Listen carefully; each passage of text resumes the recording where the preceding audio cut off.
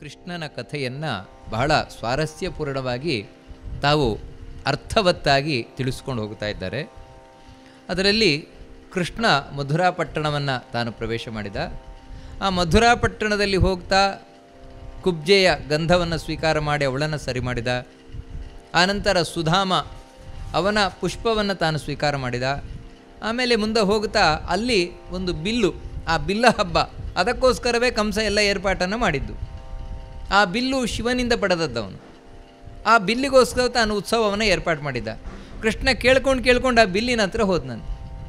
ಆ ಬಿಲ್ಲಿನ ಹತ್ರ ಹೋಗಿ ಆ ಬಿಲ್ಲನ್ನು ತಾನು ಎಲ್ಲ ಅದರ ಸುತ್ತ ಪಹರ ಇದೆ, ಆ ಪಹರ ಸೈನ್ಯ ಎಲ್ಲ ನೋಡ್ತಾ ಇರುವಂತೆಯೇ ಛಂಗನೆ ಹಾರಿ ಆ ಬಿಲ್ಲನ್ನು ಹಿಡ್ಕೊಂಡು ಬಿಲ್ಲನ್ನು ತುಂಡು ಮಾಡಿದ್ನಂತೆ. ಯಾಕಂದರೆ ಕಂಸನಿಗೆ ಬಲ ಇದ್ದದ್ದೇ ಆ ಬಿಲ್ಲಿನಲ್ಲಿ. ಯಾವಾಗ ಆ ಬಿಲ್ಲು ತುಂಡರಿಸಲ್ಪಡ್ತು ಕಂಸನ ಮಾನಸಿಕ ಬಲವೇ ಹೊರಟೋಯ್ತು. ಇಲ್ಲಿ ವಾದಿರಾಜರು ಬಹಳ ಸುಂದರವಾದ ಒಂದು ವಿವರಣೆಯನ್ನು ಕೊಡ್ತಾರೆ ಆ ಬಿಲ್ಲಿನ ಬಗ್ಗೆ. ಏನಂದರೆ, ತದ್ವಂಶಜಾತೋಪಿ ಸದ್ವಂಶಜಾತೋಪಿ ಗುಣಾನ್ವಿತೋಪಿ ಶಿಕ್ಷಾನುರೂಪೋಪಿ ಹಿತೇನ ಚಾಪಕ ಭಗ್ನಶನೇರ್ವಕ್ರಹೃದೋ ಹಿ ಪುಂಸಃ ಕೋವಾ ಗುಣಃ ಕೋವಿದಮಾನ ಯೋಗ್ಯ. ಅಲ್ಲ, ನಿಜವಾಗಲೂ ಕೂಡ ಈ ಬಿಲ್ಲಿ ಹೇಗೆ ಮುರಿತು? ವಾಸ್ತವಿಕವಾಗಿ ಸದ್ವಂಶಜಾತಃ, ಒಳ್ಳೆ ಬಿದಿರಿನಿಂದ ಮಾಡಲ್ಪಟ್ಟದ್ದು, ಒಳ್ಳೆ ಬಿದಿರಿನಿಂದ ಮಾಡಲ್ಪಟ್ಟಂತಹ ಬಿಲ್ಲಿದು. ಅಷ್ಟು ಮಾತ್ರ ಅಲ್ಲ, ಗುಣಾನ್ವಿತೋಪಿ, ಹಗ್ಗ ಸಮೇತ ಕಟ್ಟಲ್ಪಟ್ಟಿದೆ. ಹಗ ಇದೆ, ಬಿದಿರು ಚೆನ್ನಾಗಿದೆ, ಚೆನ್ನಾಗಿ ಬಗ್ಗಿಸಲ್ಪಟ್ಟಿದೆ. ಹಾಗಿದ್ರೂ ಕೂಡ ಇದು ಮುರಿದು ಹೋಯ್ತಲ್ವ, ಅದು ಹಾಗೇನೆ ಅಂತ ಹೇಳ್ತಾರೆ. ಇದು ಒಳ್ಳೆ ಒಂದು ಸಂದೇಶವನ್ನು ಕೊಡ್ತಾ ಇದೆಯಂತೆ ನಮಗೆ. ಏನಂದರೆ, ಒಬ್ಬ ವ್ಯಕ್ತಿ ಸದ್ವಂಶಜಾತೋಪಿ, ಒಳ್ಳೆಯ ವಂಶದಲ್ಲಿ ಹುಟ್ಟಿ ಬಂದಿರಬಹುದು.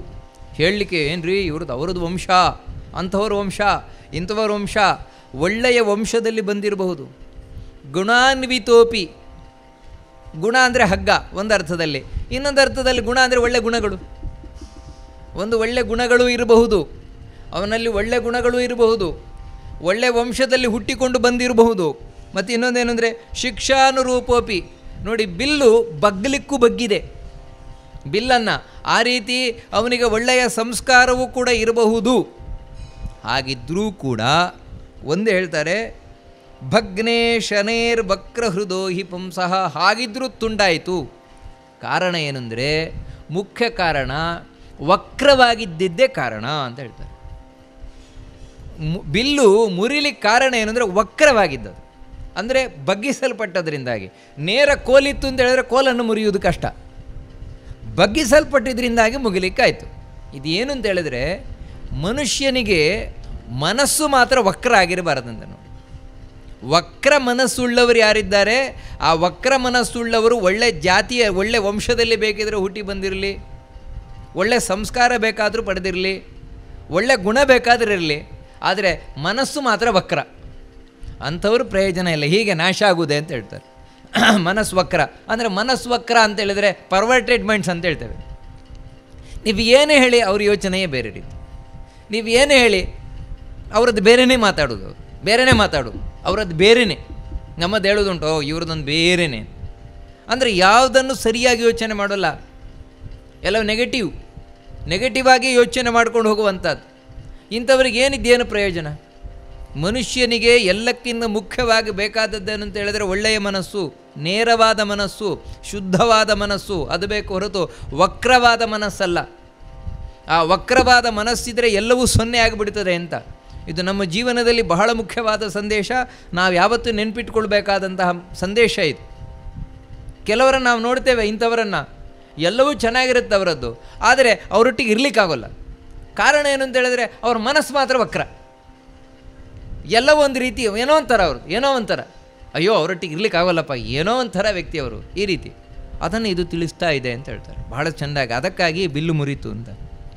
ಮುಂದೆ ಕೃಷ್ಣ ಯಾವಾಗ ಬಿಲ್ಲನ್ನು ಮುರಿದ, ಆವಾಗಿನಿಂದ ಕಂಸನಿಗೆ ನಿಜವಾಗಲೂ ಒಳಗಿನಿಂದ ಭಯ ಶುರುವಾಯಿತು.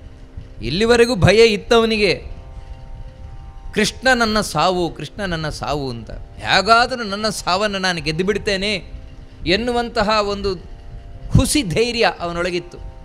ಇವಾಗ ಅದು ಕೂಡ ಹೊರಟಾಯ್ತು, ಅವನು ಆ ಧೈರ್ಯವೂ ಇಲ್ಲ ಅಂತ ಆಯಿತು. ಈಗ ಭಯ ಅನ್ನೋದು ಅವನೊಳಗೆ ಪ್ರವೇಶ ಮಾಡಿತು, ಸಾವಿನ ಭಯ ಅವನೊಳಗೆ ಪ್ರವೇಶ ಮಾಡಿತಂತೆ. ಅದನ್ನು ವಾದಿರಾಜರು ಬಹಳ ಸುಂದರವಾಗಿ ವರ್ಣನೆ ಮಾಡ್ತಾರೆ. ಅವನಿಗೂ ಕಂಸನಿಗೂ ಹಾಗೂ ಭಯಕ್ಕೂ ಸಂವಾದ. ಅದೊಂದು ನೋಡಿ ವಿಚಿತ್ರವಾದದ್ದು, ಭಾಳ ಸುಂದರವಾಗಿ ವಿವರಿಸ್ತಾರೆ. ಕಸ್ತ್ವಂ ಸೋಹಮರೆ ತ್ವದಂತಕತಟಾದಭ್ಯಾಗತೋ ವೈಭಟಃ.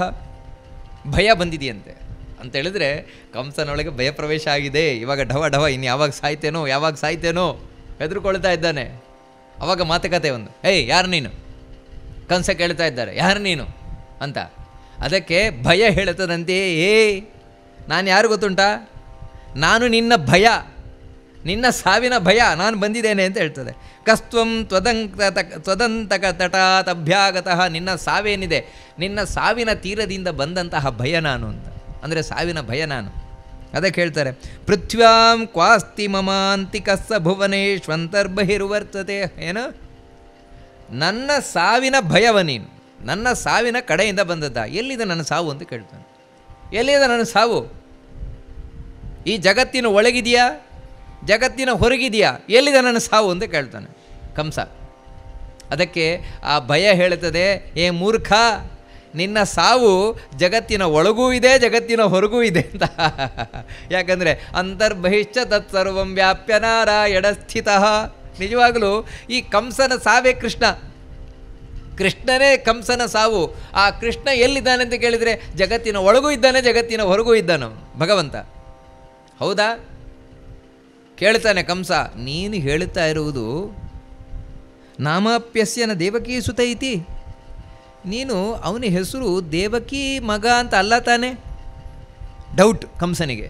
ಅವನು ದೇವಕಿ ಪುತ್ರ ಅಲ್ಲ ತಾನೆ ನೀನು ಹೇಳ್ತಾ ಇರುವುದು ಅಂತ ಕೇಳಿದಾಗ ಭಯ ಹೇಳ್ತದಂತೆ, ಖ್ಯಾತಸ್ಸ ತನ್ನಂದನ. ಹಾಂ ಹೌದು, ದೇವಕಿ ಮಗ ಅಂತಲೇ ಅವನು ಪ್ರಸಿದ್ಧನಾಗಿರುವುದು. ಓ, ನನ್ನ ಡೌಟ್ ಕ್ಲಿಯರ್ ಆಯಿತು. ಕೃಷ್ಣನೇ ನನ್ನ ಸಾವು ಅಂತ ಹೇಳೋದು ಸ್ಪಷ್ಟ ಆಯಿತು ಅಂತ. ನಾನು ಅವನನ್ನು ಕೊಂದ್ಬಿಟ್ಟಿದ್ದಾನಲ್ವ ಕಂಸ ಹೇಳ್ತಾನೆ. ಈಗಾಗಲೇ ಅವನ ಕತೆ ಮುಗಿದಿರ್ತದಲ್ಲಿ. ಯಾಕಂತ ಹೇಳಿದ್ರೆ ನಾನು ಇವಾಗ ಕೇಶಿಯನ್ನು ಕಳಿಸ್ಕೊಟ್ಟಿದ್ದೇನೆ, ಅದಕ್ಕಿಂತ ಮುಂದೆ ವೃಷಭಾಸುರನನ್ನು ಕಳಿಸಿದ್ದೇನೆ. ವೃಷಭಾಸುರ ಬಂದಾಗ ಕೃಷ್ಣನನ್ನು ಕೊಂದಿರ್ತಾನೆ, ಇಲ್ಲದೇ ಇದ್ದ ಪಕ್ಷದಲ್ಲಿ ಕೇಶಿ ಅಂತೂ ಕೊಂದಿರ್ತಾನೆ. ಈ ರೀತಿ ಈಗಾಗಲೇ ಸತ್ತೋಗಿದ್ದಾನಲ್ವ ಅವನು. ನನ್ನ ಸಾವನ್ನು ನಾನು ಈಗಾಗಲೇ ಸಾಯಿಸಿ ಆಗಿದೆಯಲ್ವಾ ಅಂತ ಹೇಳಿದರೆ ಧ್ವಸ್ತೋ ಖ್ಯಜ್ಞ ಮೃತಿರ್ನ ತಸ್ಯ ನಿಹತಾಹ. ಅದಕ್ಕೆ ಹೇಳ್ತಾನೆ, ಮೂರ್ಖ, ಅವನನ್ನು ಯಾರೂ ಸಾಯಿಸ್ಲಿಕ್ಕಾಗೋಲ್ಲ. ಯಾಕಂದರೆ ಅವನಿಗೆ ಸಾವೇ ಇಲ್ಲದವನು ಭಗವಂತ. ಅವನನ್ನು ನೀನೇನು ಸಾಯಿಸ್ತೀಯ, ಅದಕ್ಕೆ ನೀನು ಮೂರ್ಖ ಶಿಖಾಮಣಿ ಅಂತ ಹೇಳ್ತಾನೆ. ಅದಕ್ಕೆ ಕಂಸ ಹೇಳ್ತಾನೆ, ನೋಡು, ನನಗೆ ಭಯ ಇಲ್ಲ, ಒಂಚೂರು ಭಯ ಇಲ್ಲ ನನಗೆ, ಭಯಕ್ಕೆ ಕಾರಣವೂ ಇಲ್ಲ. ಅದಕ್ಕಾಗಿ ನೀನು ನನ್ನ ತಿರುಗಲಿಕ್ಕೆ ಸಾಧ್ಯವೇ ಇಲ್ಲ. ಯಾಕಂತ ಹೇಳಿದರೆ ಮಲ್ಲ ಶೈಲ ಸಮ ಬಲಂ ಸ ಜಗತಿ ಪ್ರಖ್ಯಾತಮಸ್ತ್ಯೇವ ಮೇ. ನನ್ನ ಬಳಿ ಮಲ್ಲರಿದ್ದಾರೆ, ಜಟ್ಟಿಗಳು. ಎಂಥೆಂಥವ್ರು ಅಂದರೆ ಒಬ್ಬೊಬ್ಬರು ಪರ್ವತದ ಇದ್ದಾಗೆ. ಇವತ್ತು ಹೇಳಿದಾಗ ನನ್ನ ಹತ್ರ ರೌಡಿಗಳಿದ್ದಾರಲ್ಲ ತಾಯಿಂದ, ರೌಡಿಗಳಿದ್ದಾರೆ ಅಂತ ಹೇಳಿದಾಗೆ, ನಮ್ಮ ಹತ್ರ ಎಲ್ಲ ಜನ ಇದ್ದಾರೆ ಆಯಿತಾ, ಎಲ್ಲ ಹೊಡೆಸ್ಬಿಡ್ತೇನೆ ನಾನು, ನಮ್ಮೆಲ್ಲ ಹೇಳೋದುಂಟಲ್ವ. ಆ ರೀತಿ ಕಂಸ ಹೇಳ್ತಾನೆ, ನನ್ನ ಬಳಿ ಇದ್ದಾರೆ ಮಲ್ಲರು ಅನೇಕ ಮಂದಿ ಅಂತ. ಅಷ್ಟು ಮಾತ್ರ ಅಲ್ಲ, ಸೈನ್ಯ ಇದೆ ನನ್ನ ಹತ್ರ, ಬಹಳ ಅಕ್ಷೋಹಿಣಿ ಸೈನ್ಯ ಇದೆ ನನ್ನ ಬಳಿ. ಅಷ್ಟು ಮಾತ್ರ ಅಲ್ಲ, ಹಸ್ತಿ ಸಹಸ್ರ ಸಂಹಿತ ಬಲಸ್ತತ್ವಾಸ್ತಿಮ ಮೃತ್ಯುರ್ಮಮ. ಆನೆ ಇದೆ, ಎಷ್ಟು ಬೇಕಾದಷ್ಟು ಆನೆಯ ಸೈನ್ಯ ಇದೆ, ಎಲ್ಲವೂ ನನ್ನ ಇದೆ. ಇಷ್ಟೆಲ್ಲ ಇರಬೇಕಾದ್ರೆ ಸಾವು ನನ್ನ ಬಳಿ ಎಲ್ಲಿಂದ ಬರಬೇಕು ಅಂತ ಕೇಳ್ತಾನೆ. ಅದಕ್ಕೆ ಆ ಭಯ ಹೇಳ್ತದಂತೆ, ರಾಜನ್ ಮೃತ್ಯುರಿವಾಹಮೇವ ಭವತಾಂ ಚಿತ್ತೇ ಸವೃಜೃಂಭಿತಃ ದೃಷ್ಟಂ ವಸ್ತು ಭಯಂಕರಂ ವಿರಚಯೇ ಶಂಕಾ ಸಹಸ್ರಾರ್ಚಕೆ. ಎಷ್ಟು ಚಂದವಾದ ಮಾತಾಡ್ತಾರೆ ಅಂತ ಹೇಳಿದರೆ, ಅಂದರೆ ವಾದಿರಾಜರ ವಿವರಣೆ ಬಹಳ ಸುಂದರ. ಹೇ ಮೂರ್ಖ, ಹೊರಗಿನಿಂದ ಸೈನ್ಯ ಇರಲಿ, ಹೊರಗಿನಿಂದ ಆನೆಗಳಿರಲಿ, ಹೊರಗಿನಿಂದ ಏನು ಬೇಕಾದರೂ ಇರಲಿ, ಆದರೆ ಒಳಗಿನದ್ದು ಯಾರು ನೋಡ್ಕೊಳ್ತಾರೆ ಅಂತ ಕೇಳ್ತಾನೆ. ಯಾಕಂತ ಹೇಳಿದ್ರೆ ನಾನೇ ಸಾಕು, ನಿನ್ನನ್ನು ಹಿಂಡಿ ಹಾಕ್ಲಿಕ್ಕೆ ನಾನೇ ಸಾಕು. ಯಾವಾಗ ನಾನು ನಿನ್ನೊಳಗೆ ಪ್ರವೇಶ ಮಾಡಿದೆ, ಇವತ್ತಿನಿಂದ ನಿನಗೆ ನಿದ್ರೆ ಇಲ್ಲ. ಯಾಕಂತ ಹೇಳಿದ್ರೆ ಭಯ ನಾನು ಒಳಗೆ ಪ್ರವೇಶ ಮಾಡಿ ದೃಷ್ಟಂ ವಸ್ತು ಭಯಂಕರಂ, ಇವತ್ತಿನಿಂದ ನನಗೆ ನೋಡಿದ್ದೆಲ್ಲವೂ ಭಯಂಕರ ಕಾಣಲಿಕ್ಕೆ ಶುರುವಾಗುತ್ತೆ. ಮನುಷ್ಯನಿಗೆ ನೋಡಿ, ಇದು ನಮ್ಮ ಮಾನಸಿಕ ಪರಿಸ್ಥಿತಿ, ಸೈಕಾಲಜಿ. ಯಾವಾಗ ಒಬ್ಬ ವ್ಯಕ್ತಿಗೆ ಸಾವು ಅನ್ನುವುದು ಖಚಿತ ಆಯಿತು, ಆಮೇಲೆ ಅವನಿಗೆ ಎಲ್ಲಿ ನೋಡಿದ್ರೂ ಸಾವೇ ಅಡ್ಡ ಬರ್ತದೆ, ಸಾವೇ ಎದುರು ಬರ್ತದೆ. ನೋಡಿ, ಇದು ಬಹಳ ಸ್ವಾರಸ್ಯ. ಇದನ್ನು ಒಂದು ಪುಸ್ತಕದಲ್ಲಿ ಓದಿದ್ದು ನಾನು. ಯಾವಾಗ ಮರಣದಂಡನೆ ವಿಧಿಸಲ್ಪಡ್ತದೆ ಒಬ್ಬ ವ್ಯಕ್ತಿಗೆ, ಇಷ್ಟನೇ ತಾರೀಕು ಇಷ್ಟು ಗಂಟೆಗೆ ಗಲ್ಲಿಗೇರಿಸಲಾಗುತ್ತದೆ ಈ ವ್ಯಕ್ತಿಯನ್ನು ಅಂತ. ಯಾವಾಗ ಅವನ ಸಾವು ಇಷ್ಟು ಗಂಟೆಗೆ ಅಂತ ಖಚಿತ ಆಯಿತು, ಆಮೇಲಿಂದ ಅವನಿಗೆ ಏನು ನೋಡಿದ್ರು ಸಾವೇ ಕಾಣಿಸ್ಲಿಕ್ಕೆ ಶುರುವಾಗುತ್ತೆ. ಏನು ನೋಡಿದ್ರು ಸಾವೇ, ಅವನಿಗೆ ಎಲ್ಲೋದ್ರೂ ಸಾವೇ. ಯಾಕಂದರೆ ಅದೇ ಮನಸ್ಸಿನಲ್ಲಿ ನಾನು ಸಾಯ್ತೇನೆ, ನಾನು ಇಷ್ಟನೇ ತಾರೀಕು ಸಾಯ್ತೇನೆ, ನಾನು ಇಷ್ಟು ಗಂಟೆಗೆ ಸಾಯ್ತೇನೆ, ಇದೇ ಮನಸ್ಸಿನಲ್ಲಿ ತಿರುಗುತ್ತಾ. ಇದು ನೋಡಿ ಸೈಕಾಲಜಿ, ಇದು ಮನುಷ್ಯನದ್ದು. ಇದೇ ಸಾಕಲ್ವ ನಿನಗೆ ಕೊಲ್ಲಿಕ್ಕೆ? ಹೊರಗಿನ ಸೈನ್ಯ ಇದಂತ ತಡೀತದ? ಸಾವಿರ ಆನೆ ನಿಲ್ಲಿಸು, ನಿನ್ನ ಈ ಭಯವನ್ನು ಹೋಗಲಾಡಿಸ್ತದ? ನಾನು ನಿನ್ನೊಳಗೆ ಪ್ರವೇಶ ಮಾಡಿದೆ ಅಂತ ಹೇಳಿದ್ರೆ ಮುಗೀತು ನಿನ್ನ ಕಥೆ. ಅಂದರೆ ಸಾವಿನ ಭಯ ಒಳಗೆ ಪ್ರವೇಶ ಮಾಡಿತು ಅಂತ ಹೇಳಿದ್ರೆ ಮುಗೀತು ನಮ್ಮ ಕಥೆ. ಇವತ್ತು ಆರಾಮಾಗಿದ್ದೇವೆ, ಯಾಕಂತ ಹೇಳಿದ್ರೆ ಇಲ್ಲ ನಾನೀಗಲೇ ಸಾಯೋಲ್ಲ ಅಂತ. ನಾವಿವತ್ತು ಧೈರ್ಯದಿದ್ರದೇ ಇಲ್ಲ ನಾನು ಇವತ್ತು ಸಾಯೋಲ್ಲ, ಆದರೆ ಇನ್ನೊಂದು 50 ವರ್ಷ ಇರ್ತೇನೆ, ಇನ್ನೊಂದು 60 ವರ್ಷ ಇರ್ತೇನೆ. ನೋಡಿ, ಈ ರೀತಿಯಾಗಿ ನಾವು ಧೈರ್ಯದಿಂದ ಇವತ್ತು ಬದುಕ್ತಾ ಇದ್ದೇವೆ ಅಷ್ಟೇ. ಇಲ್ಲದೇ ಇದ್ದ ಪಕ್ಷದಲ್ಲಿ ಇಲ್ಲ ಗಾಳಿಯಿಂದ ನಿಮಗೆ ಬಂದುಬಿಡ್ತದೆ ಕೊರೋನಾ, ಅದರಿಂದಾಗಿ ಉಸಿರಾಟ ಕಟ್ಟಿಬಿಡ್ತದೆ, ಸತ್ತು ಬಿಡ್ತೀರಿ, ಈ ರೀತಿ ಯಾವಾಗ ಭಯ ಶುರುವಾದಾಗ ಮನೆಯಿಂದ ಹೊರಗೆ ಹೋಗೋಲ್ಲ. ಯಾಕಂತ ಹೇಳಿದ್ರೆ ಸಾವಿನ ಭಯವೇ ಎಲ್ಲಕ್ಕಿಂತ ಮುಖ್ಯ. ಸಾವಿಗಿಂತಲೂ ಭಯಂಕರವಾದದ್ದು ಸಾವಿನ ಭಯ. ನೋಡಿ, ಸಾವು ಅಲ್ಲ, ಸಾವಿನ ಭಯ. ನಾನು ಸಾಯ್ತೇನೆ. ಯಾಕಂದರೆ ಸಾವು ಅನ್ನುವಂಥದ್ದು ಫ್ರ್ಯಾಕ್ಷನ್ ಆಫ್ ಸೆಕೆಂಡಲ್ಲಿ ಆಗಿ ಹೋಗುವಂಥದ್ದು ಅಷ್ಟೇ. ಸಾವು ಅನ್ನೋದು ಫ್ರ್ಯಾಕ್ಷನ್ ಆಫ್ ಸೆಕೆಂಡ್, ಅದು ಅದಕ್ಕಿಂತ ಹೆಚ್ಚಿಲ್ಲ. ಯಾಕಂದರೆ ಸಾಯುವುದನ್ನು ನೀವು ನೋಡ್ಬೋದು, ವ್ಯಕ್ತಿ ಇಷ್ಟ ಮುಗೀತು. ಆದರೆ ಅದಕ್ಕಿಂತ ಹಿಂದೆ ಅವನು ಅನುಭವಿಸುವುದೇನಿದೆ, ನಾನು ಸಾಯ್ತೇನೆ, ಅದು ಭಯಂಕರ. ಸಾವಿನ ಭಯ ಭಯಂಕರ. ಅದನ್ನು ವಾದಿರಾಜರು ಬಹಳ ಸುಂದರವಾಗಿ ವಿವರಿಸ್ತಾರೆ. ಕಂಸನ ಹತ್ರ ಭಯ ಹೇಳ್ತಾ ಇದೆಯಂತೆ, ನಾನು ನಿನ್ನನ್ನು ಒಳಗಿನಿಂದ ಕೂತು ಹಿಂಡಿತೇನೆ, ನಿನ್ನ ಯಾವ ಸೈನ್ಯ ಏನು ಮಾಡುತ್ತದೆ ಅಂತ. ಅಷ್ಟು ಮಾತ್ರ ಅಲ್ಲ, ಇನ್ನು ಸುಂದರವಾಗಿ ಸತ್ವಂ ನಿಷ್ಕಲ ಮಾತನೋಮಿ ಮಲಿನಂ ಖಿನ್ನಂ ಮುಖಂ ವೇಪತು ಗ್ರಸ್ತಂ ಗಾತ್ರಮಧೀರಮಕ್ಷೀಗಲಂ ಚಿತ್ತಂಚ ಚಿಂತಾಕುಲಂ ದೈನ್ಯಂ ವಾಚಿ ವಿರಕ್ತತಾಂಚ ವಿಭವೆ ತ್ಯಾಗಂಚ ಭೋಗಾಬಲೆ ಲಜ್ಜಾಮಾನಯಶ್ಚ್ಯುತಿಂ ವಿವಚಯೇ ಚಿತ್ತೇಹ ಉಜೃಂಭಿತಃ. ಭಯ ಹೇಳ್ತಾ ಇದೆ ಕಂಸನಿಗೆ, ನಾನು ಏನು ಮಾಡಬಲ್ಲೆ ಗೊತ್ತುಂಟ ನಿನ್ನೊಳಗೆ ಹೋಗಿ ಕೂತ್ಕೊಂಡು? ಒಂದೊಮ್ಮೆ ನಾನು ನಿನ್ನೊಳಗೆ ಪ್ರವೇಶ ಮಾಡಿದೆ ಅಂತೇಳಿದರೆ ಈಗ ಪ್ರವೇಶ ಮಾಡ್ತೇನೆ ನಿನ್ನೊಳಗೆ, ಆವಾಗ ನನ್ನ ಸಾಮರ್ಥ್ಯ ಏನು ಅಂತ ನಿನಗೆ ಗೊತ್ತಾಗುತ್ತೆ. ಅಂದರೆ ನೋಡಿ, ಇದು ಮನುಷ್ಯನಿಗೆ ಯಾವಾಗ ಸಾವು ಖಚಿತ ಆಯಿತು, ಆಮೇಲೆ ಅವನಲ್ಲಿ ಏನೇನಾಗತ್ತೆ ತುಂಬ ಚಂದವಾಗಿ ವಾದಿರಾಜರು ವಿವರಣೆಯನ್ನು ಕೊಡ್ತಾರೆ. ಏನಂತ ಹೇಳಿದ್ರೆ, ಮೊದಲು ಸತ್ವಂ ನಿಷ್ಕಲಮಾತನೋದ್ಮಿ ಮಲಿನಂ ಖಿನ್ನಂ ಮುಖಂ. ಮೊದಲನೆಯದ್ದೇನೆಂದರೆ ಮುಖ ಬಾಡುತ್ತದೆ. ಯಾವಾಗ ಮನುಷ್ಯನಿಗೆ ಸಾವು ಖಚಿತ ಆಯಿತು, ನಾನೀಗ ಸಾಯ್ತೇನೆ, ಇನ್ನೊಂದು ಅರ್ಧ ಗಂಟೆಗೆ ಸಾಯ್ತೇನೆ, ಮುಖ ಬಾಡುದು ಮೊದಲನೇದು. ವೇಪತು ಎರಡನೇದೇನೆಂದರೆ ಒಳಗಿನಿಂದ ನಡುಕ ಶುರುವಾಗುತ್ತೆ. ನಾನು ಸಾಯ್ತೇನೆ ಶುರುವಾಗತ್ತೆ.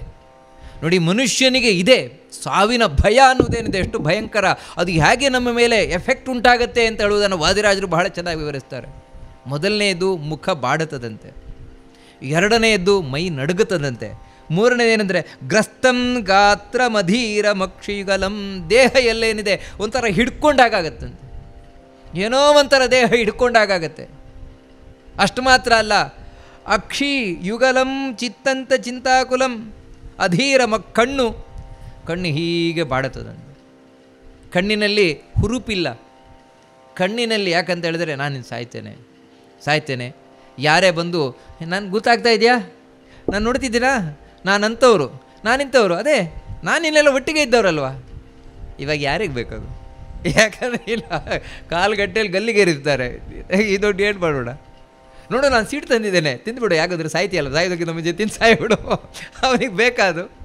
ಆದರೆ ನೋಡಿ, ಆ ಕಣ್ಣಿನಲ್ಲಿ ಗೊತ್ತಾಗ್ತದೆ ಎಲ್ಲವೂ ಕೂಡ, ಇನ್ನು ನನ್ನ ಜೀವನ ಮುಗೀತು ಅನ್ನುವಂಥದ್ದು. ಅಷ್ಟು ಮಾತ್ರ ಅಲ್ಲ, ಇನ್ನು ಹೇಳ್ತಾರೆ ಚಿತ್ತಂಚ ಚಿಂತಾಕುಲಂ. ಮನಸ್ಸಂತೂ ಕೂಡ ಚಿಂತೆಯಲ್ಲಿ ಮುಳುಗಿ ಹೋಗಿರ್ತದಂತೆ, ಭಾರವಾದ ಮನಸ್ಸಾಗಿರ್ತದೆ, ಚಿಂತೆಯಲ್ಲಿ ಮುಳುಗಿ ಹೋಗಿರ್ತದಂತೆ. ದೈನ್ಯಂ ವಾಚಿ, ಮಾತು ದೈನ್ಯದಿಂದ ಕೂಡಿರ್ತದೆ. ಅದಕ್ಕೋಸ್ಕರ ಮನುಷ್ಯನಿಗೆ ಯಾವಾಗ ಸಾವು ಖಚಿತವಾಗ್ತದೆ, ಯಾರೇ ಬಂದರೂ ಒಂದೇ, ಅಣ್ಣ ನನ್ನನ್ನು ಯಾಗಾದರೂ ಸಾವಿಂದ ಬಿಡಿಸಿ, ಅಣ್ಣ ಹೇಗಾದರೂ ನನ್ನನ್ನು ಸಾವಿಂದ ಬಿಡಿಸಿ, ಯಾಗಾದರೂ ದೂರ ಮಾಡಿ. ಇದನ್ನು ಒಂದು ಪುಸ್ತಕದಲ್ಲಿ ಓದಿದ್ದು ನಾನು. ಮರಣದಂಡನೆ ಯಾವ ಖೈದಿಗೆ ನಿಶ್ಚಯ ಆಗ್ತದೆ, ಅವನಿಗೆ ಕುತ್ತಿಗೆಗೆ ಹಗ್ಗ ಬೇಕಲ್ವ, ಆ ಹಗ್ಗವನ್ನು ಅಳತೆ ಮಾಡಬೇಕು. ಆ ಅಳತೆ ಮಾಡಲಿಕ್ಕೋಸ್ಕರ ಗಲ್ಲು ಏರಿಸುವವನು ಬರ್ತಾನೆ. ಅವನೇ ತನ್ನ ಅನುಭವವನ್ನು ಹೇಳಿದ್ದು. ಯಾವಾಗ ಬಂದು ಕುತ್ತಿಗೆ ಅಳತೆಯನ್ನು ತಗೊಳ್ತಾನೆ, ಹಗ್ಗ ಆಗುತ್ತದೆ ಇಲ್ವೋ ನೋಡ್ತಾನೆ, ಯಾಕಂದರೆ ಹಗ್ಗಕ್ಕೆ ತುಪ್ಪ ಎಲ್ಲ ಹಚ್ಚಿ, ಯಾಕಂದರೆ ಹೆಚ್ಚು ನೋವಾಗಬಾರದು ಅಂತ. ಆ ಸಂದರ್ಭದಲ್ಲಿ ಅವನು ಹೇಳ್ತಾನೆ, ಬಂದು ಕಾಲು ಹಿಡ್ಕೊಂಡು ಬೇಡ್ತಾನೆ, ಅಣ್ಣ ನನ್ನನ್ನು ಹೇಗಾದರೂ ಬಚಾವ್ ಮಾಡು, ಹೇಗಾದರೂ ಸಾವಿಂದ ಬಚಾವ್ ಮಾಡು, ದಮ್ಮಯ್ಯ ಹೇಳ್ತೇನೆ. ಅಂದರೆ ಹೇಗಾಗಬಹುದು? ಅದೇ ಅವನು ತನ್ನ ಅನುಭವವನ್ನು ಹೇಳ್ತಾನೆ, ನನಗವನು ಏನೂ ಮಾಡಿಲ್ಲ, ನನಗವನದ್ದೇನೂ ಸಂಬಂಧ ಇಲ್ಲ, ಹಾಗಿದ್ರೂ ನಾನು ಅವನನ್ನು ಕಲ್ಲಿಗೆ ಏರಿಸಬೇಕು. ಯಾಕಂದರೆ ನನ್ನ ಕರ್ತವ್ಯ, ನನಗೆ ದುಡ್ಡು ಕೊಡೋದೇ ಸಾಯಿಸಲಿಕ್ಕೆ, ಸರ್ಕಾರ ದುಡ್ಡು ಕೊಡೋದೇ ನನಗೆ ಸಾಯಿಸ್ಲಿಕ್ಕೋಸ್ಕರ. ನೋಡಿ, ಆ ರೀತಿ ದೈನ್ಯಂ. ಆ ಸಮಯದಲ್ಲಿ ಒಂದೇ ಪ್ರಾಣ ಹೋಗುವ ಸಂದರ್ಭದಲ್ಲಿ ನೀರು ನೀರು ನೀರು ನೀರು ಒದ್ದಾಡ್ತಾನೆ. ಆ ಸಂದರ್ಭದಲ್ಲಿ ಶತ್ರು ಅಲ್ಲ, ಮಿತ್ರ ಅಲ್ಲ, ಜಾತಿ ಇಲ್ಲ, ನೀತಿ ಇಲ್ಲ, ಯಾರಾದರೂ ಆಗ್ಬೋದು, ಒಂದು ತೊಟ್ಟು ನೀರು ಹಾಕಿದರೆ ಸರಿ ಅಂತ. ನೋಡಿ, ದೈನ್ಯ ತಾನೆ. ಯಾಕಂದರೆ ನೀರು ನೀರು ಯಾಕೆ ಹೇಳೋದು? ಇದ್ರೆ ನಾನು ಸಾಯ್ತೇನೆ, ಇದ್ರೆ ನಾನು ಸಾಯ್ತೇನೆ ಅಂತ ಹೇಳಿದರೆ, ಅಷ್ಟರ ಹಿಂದೆ ಇರುವುದೇನು ಅಂತ ಹೇಳಿದ್ರೆ, ದೈನ್ಯದ ಹಿಂದೆ ಇರುವುದು ನಾನು ಸಾಯ್ತೇನೆ ಎಂಬ ಭಯ. ಅದನ್ನೇ ಹೇಳ್ತಾರೆ. ಅಂದರೆ ವಾದಿರಾಜರ ಆ ವಿವರಣೆ ಎಷ್ಟು ಚೆಂದ ಅಂತ. ದೈನ್ಯಂ, ದೈನ್ಯ. ಅದರೊಟ್ಟಿಗೆ ಏನಂತ ಹೇಳಿದ್ರೆ, ವಾಚಿ ವಿರಕ್ತತಾಂ. ಯಾವಾಗ ಸಾವು ಖಚಿತ ಆಯಿತು, ಆಮೇಲೆ ಬರುವುದು ವೈರಾಗ್ಯದ ಮಾತೆ. ಆಮೇಲೆ ಯಾರಾದರೂ ಹೇಳಿದರೆ, ಹೇಗಿದ್ದರೂ ಸಾಯ್ಲಿಕ್ಕೆ ಹೋಗ್ತೀರಿ, ನಿಮ್ಮನ್ನು ಆ ಗಲ್ಲಿನ ಕಂಬದ ತನಕ ರಾಜಾದಿರಾಜ ಬಹುಪರಾಕ್ ಅಂತ ಛತ್ರ ಚಾಮರದೊಂದಿಗೆ ಮೆರವಣಿಗೆಯಲ್ಲಿ ಕರ್ಕೊಂಡು ಹೋಗೋಣ, ಯಾರಿಗೆ ಬೇಕು? ನೋಡಿ, ಬರೋದು ಮಾತು, ಯಾರಿಗೆ ಬೇಕು? ಇದೆಲ್ಲ ಯಾರಿಗೋಸ್ಕರ ಅಲ್ಲ. ನಿಮಗೊಂದು 10 ಎಕರೆ ಆಸ್ತಿ ಬರೆದು ಬಿಡೋಣ, ಇಷ್ಟು ಯಾರಿಗೆ ಬೇಕು? ನೋಡಿ, ಯಾವಾಗ ಬರುವ ಮಾತೆ. ಯಾಕಂತ ಹೇಳಿದ್ರೆ, ಸಾವು ಖಚಿತ ಆದಾಗ ಮನುಷ್ಯರಿಗೆ ವಿರಕ್ತಿಯೇ. ಯಾಕಂತ ಹೇಳಿದ್ರೆ, ಮನಸ್ಸಿನ ಇದು ಏನಂತ ಹೇಳಿದ್ರೆ, ಮನಸ್ಸಿನ ಭಾವನೆ ಯಾವ ರೀತಿ ಇರ್ತದೆ ಅಂತ. ಮತ್ತೇನಂತ ಹೇಳಿದ್ರೆ, ವಿಭವತ್ಯಾಗಂಚ ಭೋಗಾವಲೇಹ. ಏನೂ ಬೇಡ ಅಂತ ಕಾಣಿಸ್ಲಿಕ್ಕೆ ಶುರುವಾಗುತ್ತೆ. ಏನೂ ಬೇಡ, ಏನೂ ಬೇಡ ಅಂತ. ಲಜ್ಜಾ ಮಾನಯತಶ್ಚ್ಯುತಿಂ ವಿರಚಯೇ. ಈ ರೀತಿ ನಾನು ನಿನ್ನಲ್ಲಿ ಉಂಟು ಮಾಡ್ತೇನೆ ನೋಡು ಅಂತ ಹೇಳ್ತೇನೆ. ಯಾವಾಗ ನಾನು ನಿನ್ನೊಳಗೆ ಪ್ರವೇಶ ಮಾಡ್ತೇನೆ, ಇನ್ನು ಮುಂದೆ ನಿನಗೆ ಹೀಗೆ ನಾನು ನಿನಗೆ ಟಾರ್ಚರ್ ಕೊಡೋದು. ಅಂದರೆ ಭಯ, ನಮಗೆ ಭಯ ಉಂಟು ಮಾಡುವುದು ಯಾವ ರೀತಿ ಅಂತ ಬಹಳ ಸುಂದರವಾದ ವಿವರಣೆಯನ್ನು ವಾದಿರಾಜರು ಕೊಟ್ಕೊಂಡು ಹೋಗ್ತಾರೆ. ರೇರೇ ಮಂದ ಬಹಿ ಪ್ರಯಾಹಿ ಯದಿ ಭೋಜೇಶ ಕೃಷ್ಣಾಶ್ರಿತೋ ಭೂಯಾಸ್ತರಿಹಿ ತಥಾ ಕರೋ ಮೃಗ ಅಪರಥ ತ್ವಾಂ ನೋ ಭಯೋತ್ರೋತ್ಸೃಜೇ ಧೈರ್ಯಸ್ಥೈರ್ಯ ಇತಾಚ್ಯುತ ಪ್ರಿಯ ಮನೋ ಮಹ್ಯಂ ನ ವೈರೋಚತೆ ಕ್ಷೇಮಾಭ್ಯಾಭುದಯಾಯ ಚ ಪ್ರತಿದಿನಂ ತದ್ವೈರಿಚೇತೋ ಮಮ. ಅದಕ್ಕೆ ಕಂಸ ತಾನು ಹೇಳ್ತಾ ಇದ್ದಾನಂತೆ ಭಯಕ್ಕೆ, ಭಯ ಹೊರಟೋಗಿ ನೀನು ಹೊರಗಿಂದ, ನನ್ನೊಳಗೂ ಪ್ರವೇಶ ಮಾಡಬೇಡ, ನೀನು ಹೋಗು, ಹೊರಗೋಗು ಅಂತ. ಅದಕ್ಕೆ ಭಯ ಹೇಳುತ್ತದಂತೆ, ನೋಡು, ನಿನ್ನೊಳಗಿಂದ ನಾನು ಹೊರಗೆ ಹೋಗಬೇಕಾ? ಒಂದೇ ಒಂದು ಅವಕಾಶ, ನಿನಗಿರೋದು ಒಂದೇ ಅವಕಾಶ. ನೀನು ಕೃಷ್ಣನನ್ನು ಆಶ್ರಯಿಸ್ತೀಯ, ಕೃಷ್ಣನ ಪಾದಕ್ಕೆ ಹೋಗಿ ಅಡ್ಡ ಬೀಳ್ತೀಯ, ಕೃಷ್ಣನಿಗೆ ಶರಣಾಗ್ತೀಯ, ನಾನು ಹೊರಟೋಗ್ತೇನೆ. ಯಾಕಂತ ಹೇಳಿದ್ರೆ, ಯಾರು ಕೃಷ್ಣನ ಭಕ್ತರಿದ್ದಾರೆ ಅವರಲ್ಲಿ ನಾನಿರೋಲ್ಲ, ಕೃಷ್ಣನ ಭಕ್ತರಲ್ಲಿ ನಾನಿರೋಲ್ಲ. ಅದೊಂದೇ ನಿನಗಿರೋದು ಮಾರ್ಗ. ಇಲ್ಲದೇ ಇದ್ದರೆ ನನಗೆ ಆಶ್ರಯ ಎಲ್ಲಿ ಅಂತ ಹೇಳಿದ್ರೆ, ಯಾರು ಕೃಷ್ಣನ ಭಕ್ತರಲ್ಲದವರಿದ್ದಾರೋ ಅವರೇ ನನಗೆ ಆಶ್ರಯ, ಭಯಕ್ಕೆ ಆಶ್ರಯ. ತುಂಬ ಚಂದವಾದ ಮಾತು ನೋಡಿ. ಅದರಿಂದಾಗಿ ನಿಜವಾಗಿಯೂ ಕೂಡ ಸಾವಿನ ಭಯವನ್ನು ಮೆಟ್ಟಿ ನಿಂತಿರುವವರು ಯಾರು ಅಂತ ಹೇಳಿದ್ರೆ ಕೃಷ್ಣನ ಭಕ್ತರು ಮಾತ್ರ. ಸಾವಿನ ಭಯವೇ ಇಲ್ಲ. ಅದಕ್ಕೆ ಅವರು ಹೇಳೋದು, ಬಂದದ್ದೆಲ್ಲ ಬರಲಿ, ಗೋವಿಂದನ ದಯ ಹೊಂದಿರಲಿ ಅಂತ. ಈ ಕಾರಣದಿಂದಲೇ ಹೇಳುವಂಥದ್ದು. ಸಾವಿಗೂ ಹೆದರದೇ ಇರುವಂಥವ್ರು ಅವರು.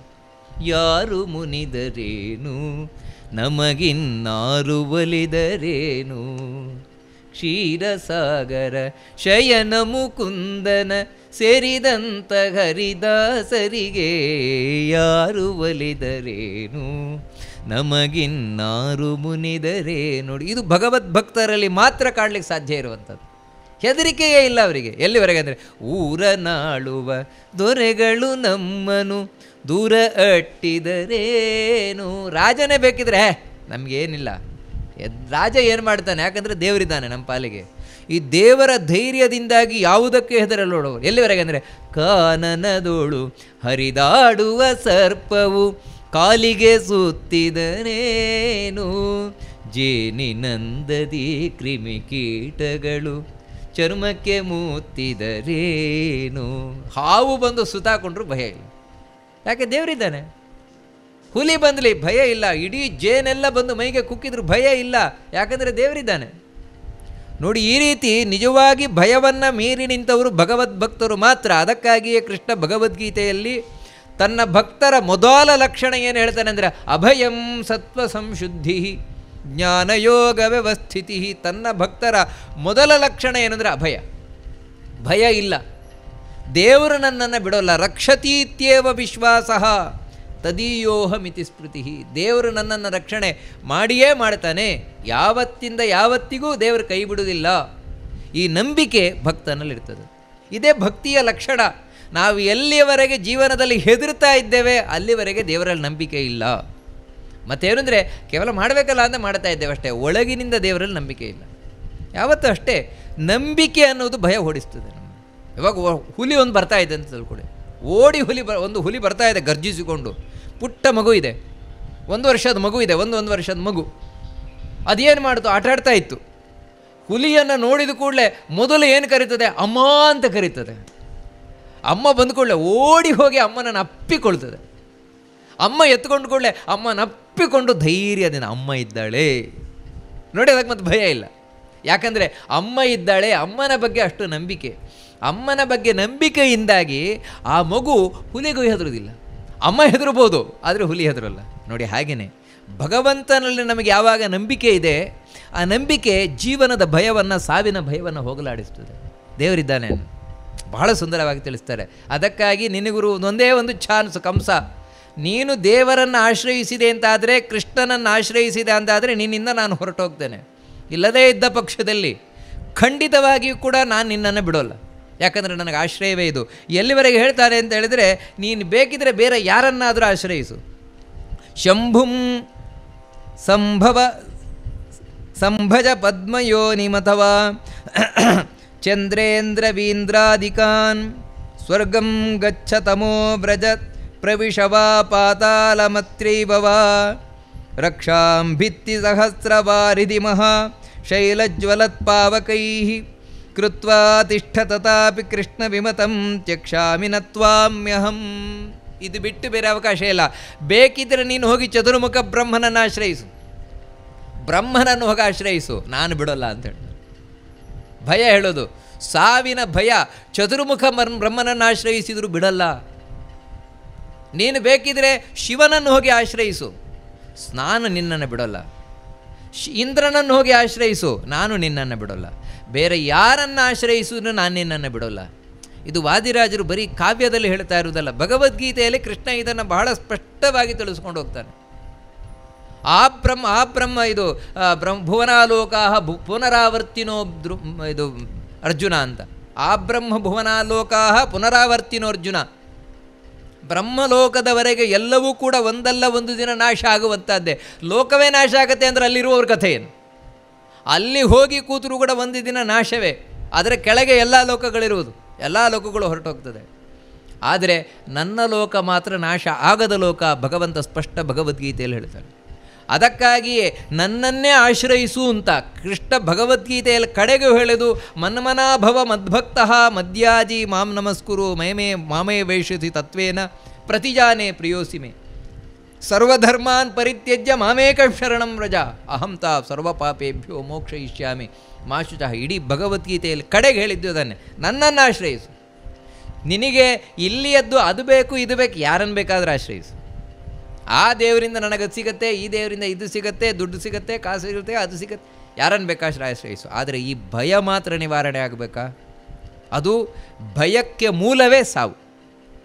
ಸಾವಿನ ಭಯವೇ ಭಯ. ಉಳಿದ ಯಾವುದು ಭಯವೇ ಇಲ್ಲ. ನನಗೆ ಹಾವು ಕಂಡ್ರೆ ಭಯ, ನನಗೆ ನೀರು ಕಂಡ್ರೆ ಭಯ, ನನಗೆ ಬೆಂಕಿ ಕಂಡ್ರೆ ಭಯ, ನನಗೆ ಅದನ್ನು ಕಂಡ್ರೆ ಭಯ. ಇದಕ್ಕೆಲ್ಲ ಮೂಲ ಏನು ಅಂದರೆ ಸಾವು. ಯಾಕೆ ಹಾವು ಕಂಡ್ರೆ ಭಯ? ಹಾವು ಕಚ್ಚಿ ಸಾಯ್ತಾನೆ. ನೀರು ಕಂಡ್ರೆ ಭಯ, ಯಾಕಂದರೆ ನೀರಿಗೆ ಬಿದ್ದು ಸಾಯ್ತಾನೆ. ಬೆಂಕಿ ಕಂಡ್ರೆ ಭಯ, ಯಾಕಂದರೆ ಬೆಂಕಿ ತಾಗಿ ಸಾಕ್ತಾನೆ. ಈ ರೀತಿ ಎಲ್ಲದಕ್ಕೂ ಮೂಲ ಕಾರಣವಾಗಿರುವುದೇ ಸಾವಿನ ಭಯ. ಒಂದೊಮ್ಮೆ ಸಾವೇ ಇಲ್ಲ ಅಂತ ತಿಳ್ಕೊಳ್ಳಿ. ಇವಾಗ ನನಗೆ ಸಾವೇ ಇಲ್ಲ, ಆ ಸಂದರ್ಭದಲ್ಲಿ ನಾನು ಹಾವಿಗೆ ಹೆದರ್ತೇನೆ. ಕಾಳಿಂಗ ಹಾವು ಬಂದು ನನಗೆ ಸುತ್ತಾಕೊಂಡ್ರೆ ಅದರೊಟ್ಟಿಗೆ ಆಟ ಆಡ್ತೇನೆ ನಾನು. ಅದು ಕಚ್ಚಿದ್ರು ನಾನು ನಗಾಡ್ತೇನೆ, ಯಾಕಂದರೆ ನಾನು ಸಾಯೋಲ್ಲ. ನೋಡಿ, ಈ ರೀತಿ ಹೆದರಲ್ಲ ನಾನು. ಬೆಂಕಿಯನ್ನು ಬೇಕಿದ್ರೆ ಕೈಯಲ್ಲಿ ಹಿಡ್ಕೊಳ್ತೇನೆ, ಯಾಕಂದರೆ ನಾನು ಸಾಯೋಲ್ಲ. ನೀರಿನಲ್ಲಿ ಬಿದ್ದು ಮುಳುಗುತ್ತೇನೆ, ಅಡಿ ಒಳಗೆ ಹೋದರೂ ಕೂಡ ನಗಾಡ್ಕೊಂಡಿರ್ತೇನೆ, ಯಾಕೆ ನಾನು ಸಾಯೋಲ್ಲ? ನೋಡಿ, ಮನುಷ್ಯನಿಗೆ ಎಲ್ಲ ಭಯದ ಹಿಂದೆ ಇರುವುದೇ ಸಾವಿನ ಭಯ. ಅದಕ್ಕಾಗಿ ಹೇಳ್ತಾ ಇರುವಂಥದ್ದು ಕೃಷ್ಣ ಭಗವದ್ಗೀತೆಯಲ್ಲಿ, ಸಾವಿನ ಭಯ ಹೋಗಬೇಕಾ ನನ್ನನ್ನೇ ಆಶ್ರಯಿಸು, ಬೇರೆ ಯಾರನ್ನು ಆಶ್ರಯಿಸಿದರೂ ಸಾವಿನ ಭಯ ಹೋಗೋಲ್ಲ. ಭಾಗವತದ ಮುಖ್ಯ ಸಾರ ಅದನ್ನು ವಾದಿರಾಜರು ಬಹಳ ಚೆನ್ನಾಗಿ ತಿಳಿಸ್ಕೊಂಡು ಹೋಗ್ತಾ ಇದ್ದಾರೆ. ಯಾರನ್ನೇ ಆಶ್ರಯಿಸಿದರೂ ಕೂಡ ಅದು ಸಿಗಬಹುದು, ಇದು ಸಿಗಬಹುದು, ಬೇಕಿದ್ರೆ ನಿಮಗೆ ಸಾವು ಪೋಸ್ಟ್ಪೋನ್ ಆಗಬಹುದು ಅಷ್ಟೇ. ಬೇರೆಯವರನ್ನು ಆಶ್ರಯಿಸಿದರೆ ಸಾವು ಪೋಸ್ಟ್ಪೋನ್ ಆಗ್ಬೋದು. ಇವಾಗ ಸಾಯೋದಿನೊಂದು 1000 ವರ್ಷ ಬಿಟ್ಟು ಸಾಯ್ಬೋದು. ಕಡೆಗೆ ಎಲ್ಲಿವರೆಗೆ ಅಂದರೆ ಹಬ್ಬ ಅಂತ ಸ್ವರ್ಗಲೋಕಕ್ಕೆ ಹೋಗಿ ಅಮೃತ ಕುಡಿದ್ರೂ 1,00,000 ವರ್ಷ ಹೆಚ್ಚಾಗ್ಬೋದು. ಸಾವಂತೂ ಇಲ್ಲ ಅಂತ ಆಗೋಲ್ಲ, ಕ್ಯಾನ್ಸಲ್ ಆಗೋಲ್ಲ, ಪೋಸ್ಟ್ಪೋನ್ ಆಗುತ್ತೆ ಅಷ್ಟೇ. ಕ್ಯಾನ್ಸಲ್ ಆಗಬೇಕಾ, ಸಾವು ಕ್ಯಾನ್ಸಲ್ ಆಗಬೇಕಾ, ಕೃಷ್ಣನನ್ನು ಆಶ್ರಯಿಸಬೇಕು, ಬೇರೆ ಯಾರಿಂದಲೂ ಸಾಧ್ಯ ಇಲ್ಲ. ಅದಕ್ಕಾಗಿ ಭಯ ಹೇಳ್ತಾ ಇದೆ, ನಾನು ನಿನ್ನಿಂದ ಹೋಗಬೇಕಾ, ಕೃಷ್ಣನನ್ನು ಆಶ್ರಯಿಸು, ಬೇರೆ ಯಾರನ್ನು ಆಶ್ರಯಿಸಿದ್ರು ನಾನು ಹೋಗಲ್ಲ. ಅದಿರಲಿ, ಗಾಥಾ ಅತಿಷ್ಠತು ಭೂಪ ಸಂಪ್ರತಿ ಭವಾನ್ ನಿದ್ರಾತಿ ಕಿಂ ನಿದ್ರಿತಃ. ಹೋಗಲಿ, ಈಗ ನಿನ್ನ ಪರಿಸ್ಥಿತಿ ಆಗಿದೆ ಅಂದರೆ ಈಗ ಸಾವಿನ ಭಯ ಒಳಗೆ ಪ್ರವೇಶ ಆಗಿದೆ ಕಂಸನಿಗೆ. ಆದಮೇಲೆ ಏನಾಗಿದೆ, ವಾಟ್ ಈಸ್ ಯುವರ್ ಎಕ್ಸ್ಪೀರಿಯನ್ಸ್ ಅದನ್ನು ನೋಡು. ಮಲ್ಕೊಂಡ್ರೆ ನಿದ್ರೆ ಬರ್ತಾ ಇದೆಯಾ? ಭಯ ಕೇಳ್ತದಿಲ್ಲ, ನಿದ್ರೆ ಬರ್ತಾ ಇಲ್ಲ. ಮಲ್ಕೊಂಡ್ರೆ ನಿದ್ರೆ ಬರ್ತಾ ಇಲ್ಲ. ಅಷ್ಟು ಮಾತ್ರ ಅಲ್ಲ, ಸ್ವಪ್ನಂ ಶೋಭನಮೇವ ಪಶ್ಯಸಿ. ಮಲ್ಕೊಂಡ್ರೆ ಏನಪ್ಪ ಒಳ್ಳೆ ಕನಸು ಚೆನ್ನಾಗಿ ಕಾಣಿಸ್ತಾ ಇದೆಯಾ? ಸ್ವೀಟ್ ಡ್ರೀಮ್ಸ್ ಇಲ್ಲ, ಕೆಟ್ಟ ಕನಸೇ ಕಾಣಿಸ್ತಾ ಇರುವುದು ಕೆಟ್ಟ ಕನಸೆ. ರಾತ್ರಿ ಮಲ್ಕೊಂಡ್ರೆ ನಿದ್ರೆ ಬರ್ತಾ ಇಲ್ಲ. ರಿಪುಂ ಕಿಂ ನಾನಿಶಂ ಶಂಕಸೆ.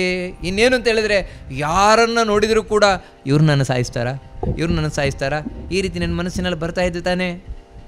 ನೋಡು ನಾನು ಏನು ಮಾಡ್ತಾ ಇದ್ದೇನೆ ನಿನ್ನೊಳಗೆ ಕೂತ್ಕೊಂಡು. ಧೈರ್ಯಂ ಕಿಂ ಹೃದಯ ಸಂದಧಾತ್ಯನುಚರಾನ್ ಧೀರಾನ್ ಮುದ್ವೀಕ್ಷತೆ. ಏನಯ್ಯ ಧೈರ್ಯ ಬರ್ತಾ ಇದೆಯಾ? ಯಾರನ್ನು ನೋಡಿದರೂ ಯಾವುದನ್ನು ನೋಡಿದರೂ ಧೈರ್ಯ ಬರ್ತಾ ಇದೆಯಾ? ಇಲ್ಲ, ಧೈರ್ಯ ಬರ್ತಾ ಇಲ್ಲ.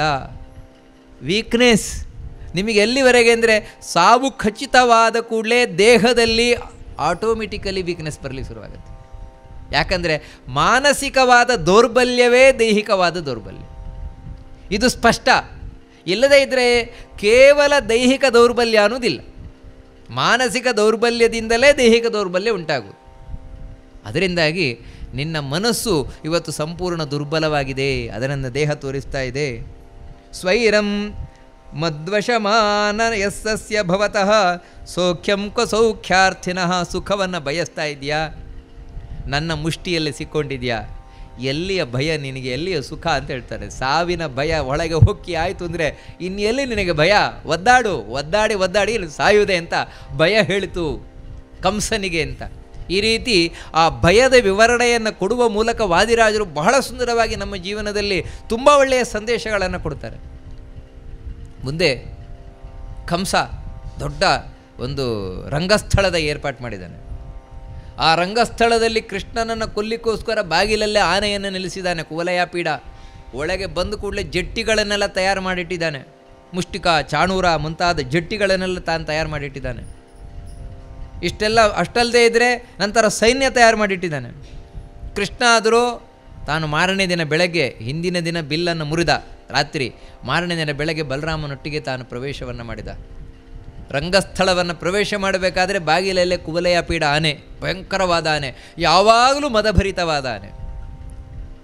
ಆ ಆನೆ ಅಡ್ಡಗಟ್ಟಿತು, ದಾರಿ ಬಿಡು ಅಂತ ಹೇಳಿದ.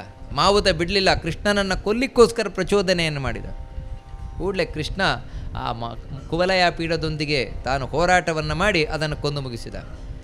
ಮುಂದೆ ಹೋಗಬೇಕಾದರೆ ಅಲ್ಲಿ ನಿಂತಿದ್ದಾರೆ ಮುಷ್ಟಿಕ, ಚಾಣೂರ ಮುಂತಾದಂತಹ ಎಲ್ಲ ಮಲ್ಲರು, ಸಾಮಾನ್ಯವಾದ ಮಲ್ಲರಲ್ಲ, ಒಬ್ಬೊಬ್ಬರು ಪರ್ವತ, ಮಾಂಸ ಪರ್ವತ ಇದ್ದಾಗಿದ್ದಾರೆ. ಕೃಷ್ಣ ತಾನು ಒಬ್ಬನನ್ನು ಎದುರಿಸಿದ, ಮುಷ್ಟಿಕ ಒಬ್ಬನನ್ನು ಎದುರಿಸಿದ, ಈ ಬಲಭದ್ರ ಒಬ್ಬನನ್ನು ಎದುರಿಸಿದ. ವಾದಿರಾಜರು ಬಹಳ ಚಂದವಾಗಿ ವಿವರಣೆಯನ್ನು ಕೊಡ್ತಾರೆ. ಸ್ವಭಕ್ತಿರಿವ ಸಂಸಾರಂ ಕೃಷ್ಣಶ್ಚಾಣೂರ ಮಧ್ಯಗಾತ್. ಕೃಷ್ಣ ಚಾಣೂರನನ್ನು ಎದುರಿಸಿದಂತೆ. ಹೇಗೆ ಅಂತೇಳಿದರೆ, ಕೃಷ್ಣನ ಭಕ್ತಿ ಸಂಸಾರವನ್ನು ಎದುರಿಸುವಂತೆ. ಈ ಸಂಸಾರ ಎನ್ನುವಂಥದ್ದು ಕ್ಷಣ ಕ್ಷಣದಲ್ಲಿಯೂ ಕೂಡ ನಮಗೆ ಅದು ಅಸಾರವೇ. ಸಾರರಹಿತ ಸಂಸಾರದೊಳು ಪರಸಾರ ಇದೆಂದು ಸಂಸಾರಿ ನೀವೆಲ್ಲ ನಾರಾಯಣ ಎನ್ನಿರೋ. ಇಲ್ಲಿ ಸಾರ ಇಲ್ಲ ಸಂಸಾರದಲ್ಲಿ ಅಂತ ಹೇಳಿದರೆ ಭಯವೇ ತುಂಬಿಕೊಂಡಿರುವಂಥದ್ದು. ಇಂತಹ ಸಂಸಾರದಲ್ಲಿಯೂ ಕೂಡ ನಾನು ಭಯಪಡದೆ ಮುಂದೆ ಹೋಗಬೇಕು, ಈ ಸಂಸಾರದಲ್ಲಿ ಗೆಲ್ಲಬೇಕು, ಕಡೆಗೆ ಗೆಲ್ಲಬೇಕು. ಗೆಲ್ಲುವುದು ಅಂತ ಹೇಳಿದ್ರೇನು? ಈ ಸಂಸಾರದಲ್ಲಿ ಗೆಲ್ಲುವುದು ಅಂತ ಹೇಳಿದ್ರೇನು? ನಾವೇನು ತಿಳ್ಕೊಂಡಿದ್ದೇವೆ ಅಂತ ಹೇಳಿದ್ರೆ ಬೇಕಾದಷ್ಟು ದುಡ್ಡು ಸಂಪಾದನೆ ಮಾಡಬೇಕು, ದೊಡ್ಡ ಬಂಗಲೆ ಕಟ್ಟಬೇಕು, 10 ಕಾರುಗಳನ್ನು ಇಟ್ಕೊಳ್ಬೇಕು, ಲಕ್ಸುರಿಯಸ್ ಲೈಫ್, ಅದೇ ನನ್ನ ಜೀವನದ ಗೆಲುವು. ಇದಲ್ಲ. ಜೀವನದ ಗೆಲುವು ಯಾವತ್ತೂ ಇರುವುದು ಕಡೆಗೆನು. ಯಾಕಂತೇಳಿದ್ರೆ ಪರೀಕ್ಷೆಯಲ್ಲಿ ಅವನ ಗೆಲುವು ಯಾವಾಗ ಅಂತ ಹೇಳಿದ್ರೆ ಪರೀಕ್ಷೆ ಬರೀಬೇಕಾದ್ರಲ್ಲ, ಮಾರ್ಕ್ ಬರಬೇಕಾದ್ರೆ ಕಡೆಯಲ್ಲಿರುವುದು. ಗೆಲುವು ಅನ್ನುವುದು ಕಡೆಯಲ್ಲಿರುವುದು. ಆ ರೀತಿ ನಮ್ಮ ಜೀವನದ ಇದು ಗೆಲುವು ಇರುವುದು ಕಡೆಯಲ್ಲಿ. ಅಂದರೆ ನನ್ನ ಅಂತ್ಯ ದಿನಗಳು ಯಾವ ರೀತಿ ಇದೆ ಅದು ಮುಖ್ಯವಾಗಿರ್ತದೆ. ಅದು ನನ್ನ ಜೀವನವನ್ನು ನಿರ್ಧಾರ ಮಾಡುವುದಾಗಿರ್ತದೆ. ಒಂದೊಮ್ಮೆ ನಾನು ಅಲ್ಲಿ ಸುಖವಾಗಿ ಇದ್ದೆ, ಚೆನ್ನಾಗಿ ಸಾಧನೆಯನ್ನು ಮಾಡುತ್ತಾ ಕಡೆಗೆ ನಾನು ಪ್ರಾಣವನ್ನು ನಾನು ಯಾವಾಗ ಇಚ್ಛಿಸಿದ್ನೋ ಆ ರೀತಿಯಿಂದ ಪ್ರಾಣ ತ್ಯಾಗ ಮಾಡಿದೆ ಅಂತ ಹೇಳಿದರೆ ಖಂಡಿತವಾಗಿಯೂ ಜೀವನದಲ್ಲಿ ಗೆದ್ದೆ ಅಂತ. ನೋಡಿ, ಸಾಧಕರು ಯೋಗಿಗಳು ತಾವು ಜೀವನದಲ್ಲಿ ಗೆಲ್ಲುವುದೇ ಹೇಗಂತ ಹೇಳಿದರೆ ಕಡೇ ಕಾಲದಲ್ಲಿ ದೇವರ ಸ್ಮರಣೆ ಮಾಡುವುದು, ತಾವು ಇಚ್ಛಿಸಿದಾಗ ದೇಹವನ್ನು ಬಿಡುವುದು, ಇಚ್ಛಿಸಿದ ಹಾಗೆ ದೇಹವನ್ನು ಬಿಡಬೇಕು. ನೋಡಿ, ಇದೆರಡು. ನಾನು ಇಚ್ಛಿಸಿದ ಹಾಗೆ ದೇಹವನ್ನು ಬಿಡಬೇಕು, ಇಚ್ಛಿಸಿದ ಕಾಲದಲ್ಲಿ ದೇಹವನ್ನು ಬಿಡಬೇಕು. ಅಲ್ಲ, ಆಗತ್ತೆ? ಇವೆಲ್ಲ ಆಗತ್ತಾ? ಹೋಗುತ್ತಾ? ಸುಮ್ಮನೆ ನೀವೇನೇನೋ ಹೇಳ್ತೀರಲ್ಲ ಅಂತ ಹೇಳಿದ್ರೆ ಇಲ್ಲ, ಖಂಡಿತ ಸಾಧ್ಯ ಇದೆ. ಯೋಗಿಗಳಿಗೆ ಇದು ಬಹಳ ಸುಲಭವಾಗಿರುವಂಥದ್ದು, ಇಚ್ಛಿಸಿದಾಗ ಪ್ರಾಣ ಬಿಡುವಂಥದ್ದು. ಇದನ್ನು ಯೋಗಿಗಳೊಬ್ಬರು ಬರೀತಾರೆ ತಮ್ಮ ಚರಿತ್ರೆಯಲ್ಲಿ ಬರಬೇಕಾದ್ರೆ.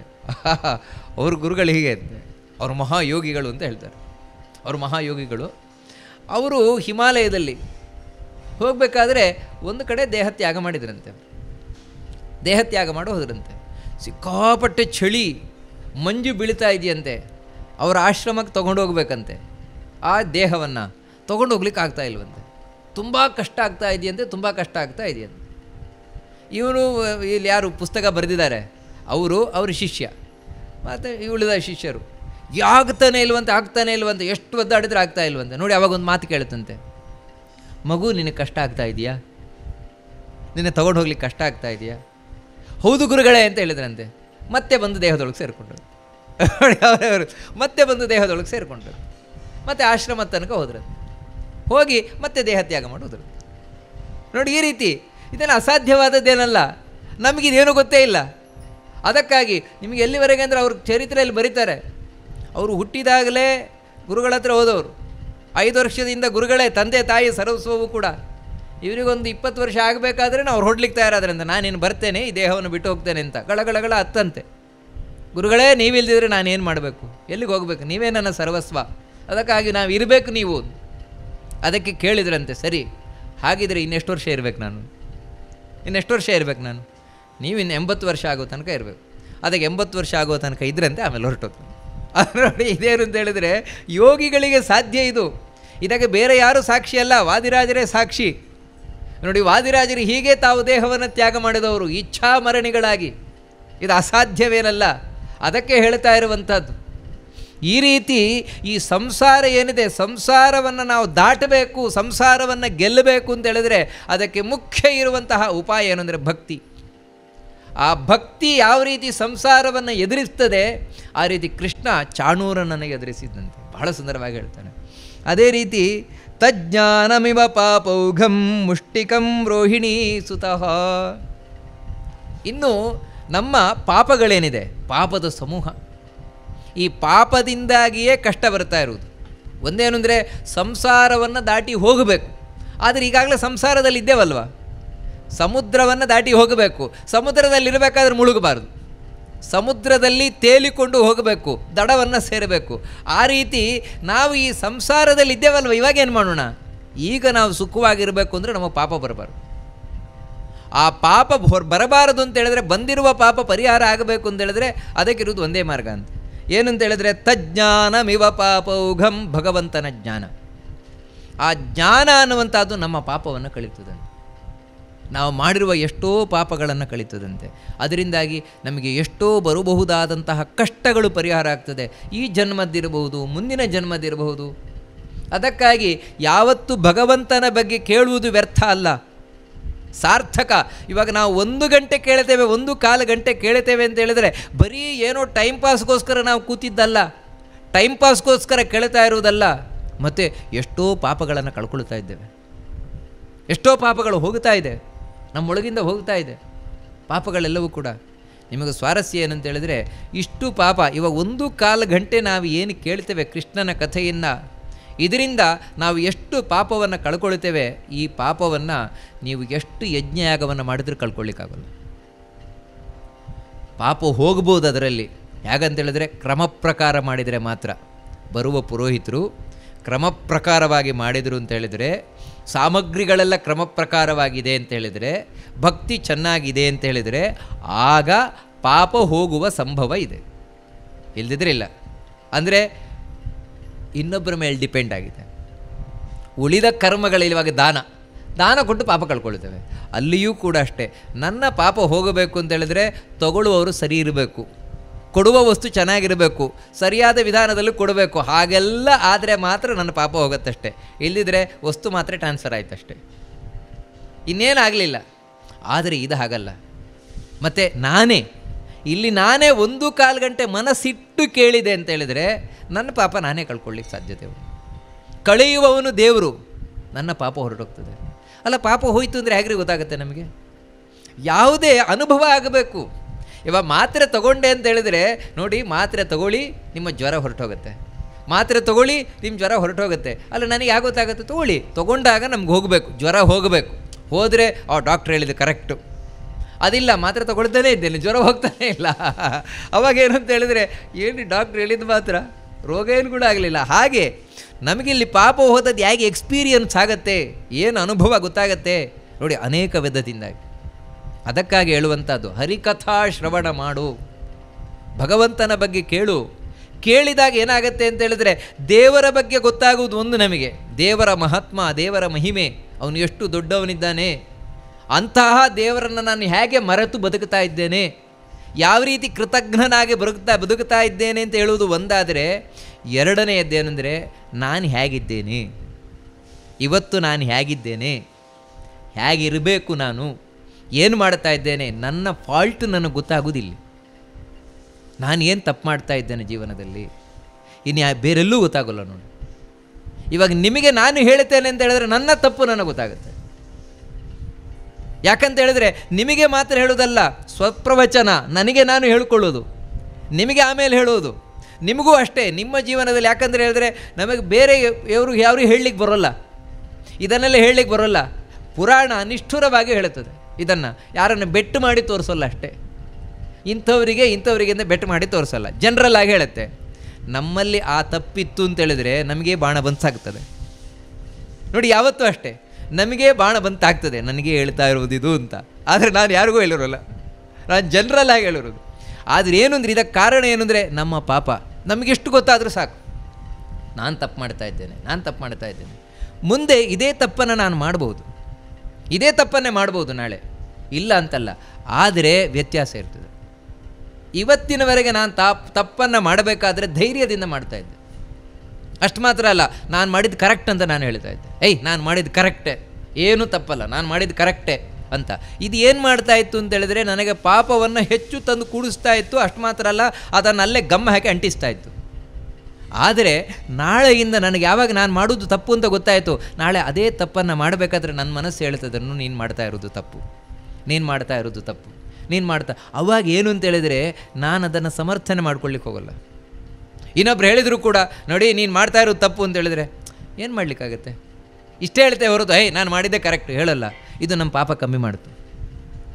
ಮುಂದೆ ಏನು ಅಂತ ಹೇಳಿದ್ರೆ ಯಾವತ್ತೂ ನಾನು ಅದನ್ನು ಬಿಡಬಹುದು, ಕೇಳ್ತಾ ಬಿಡಬಹುದು.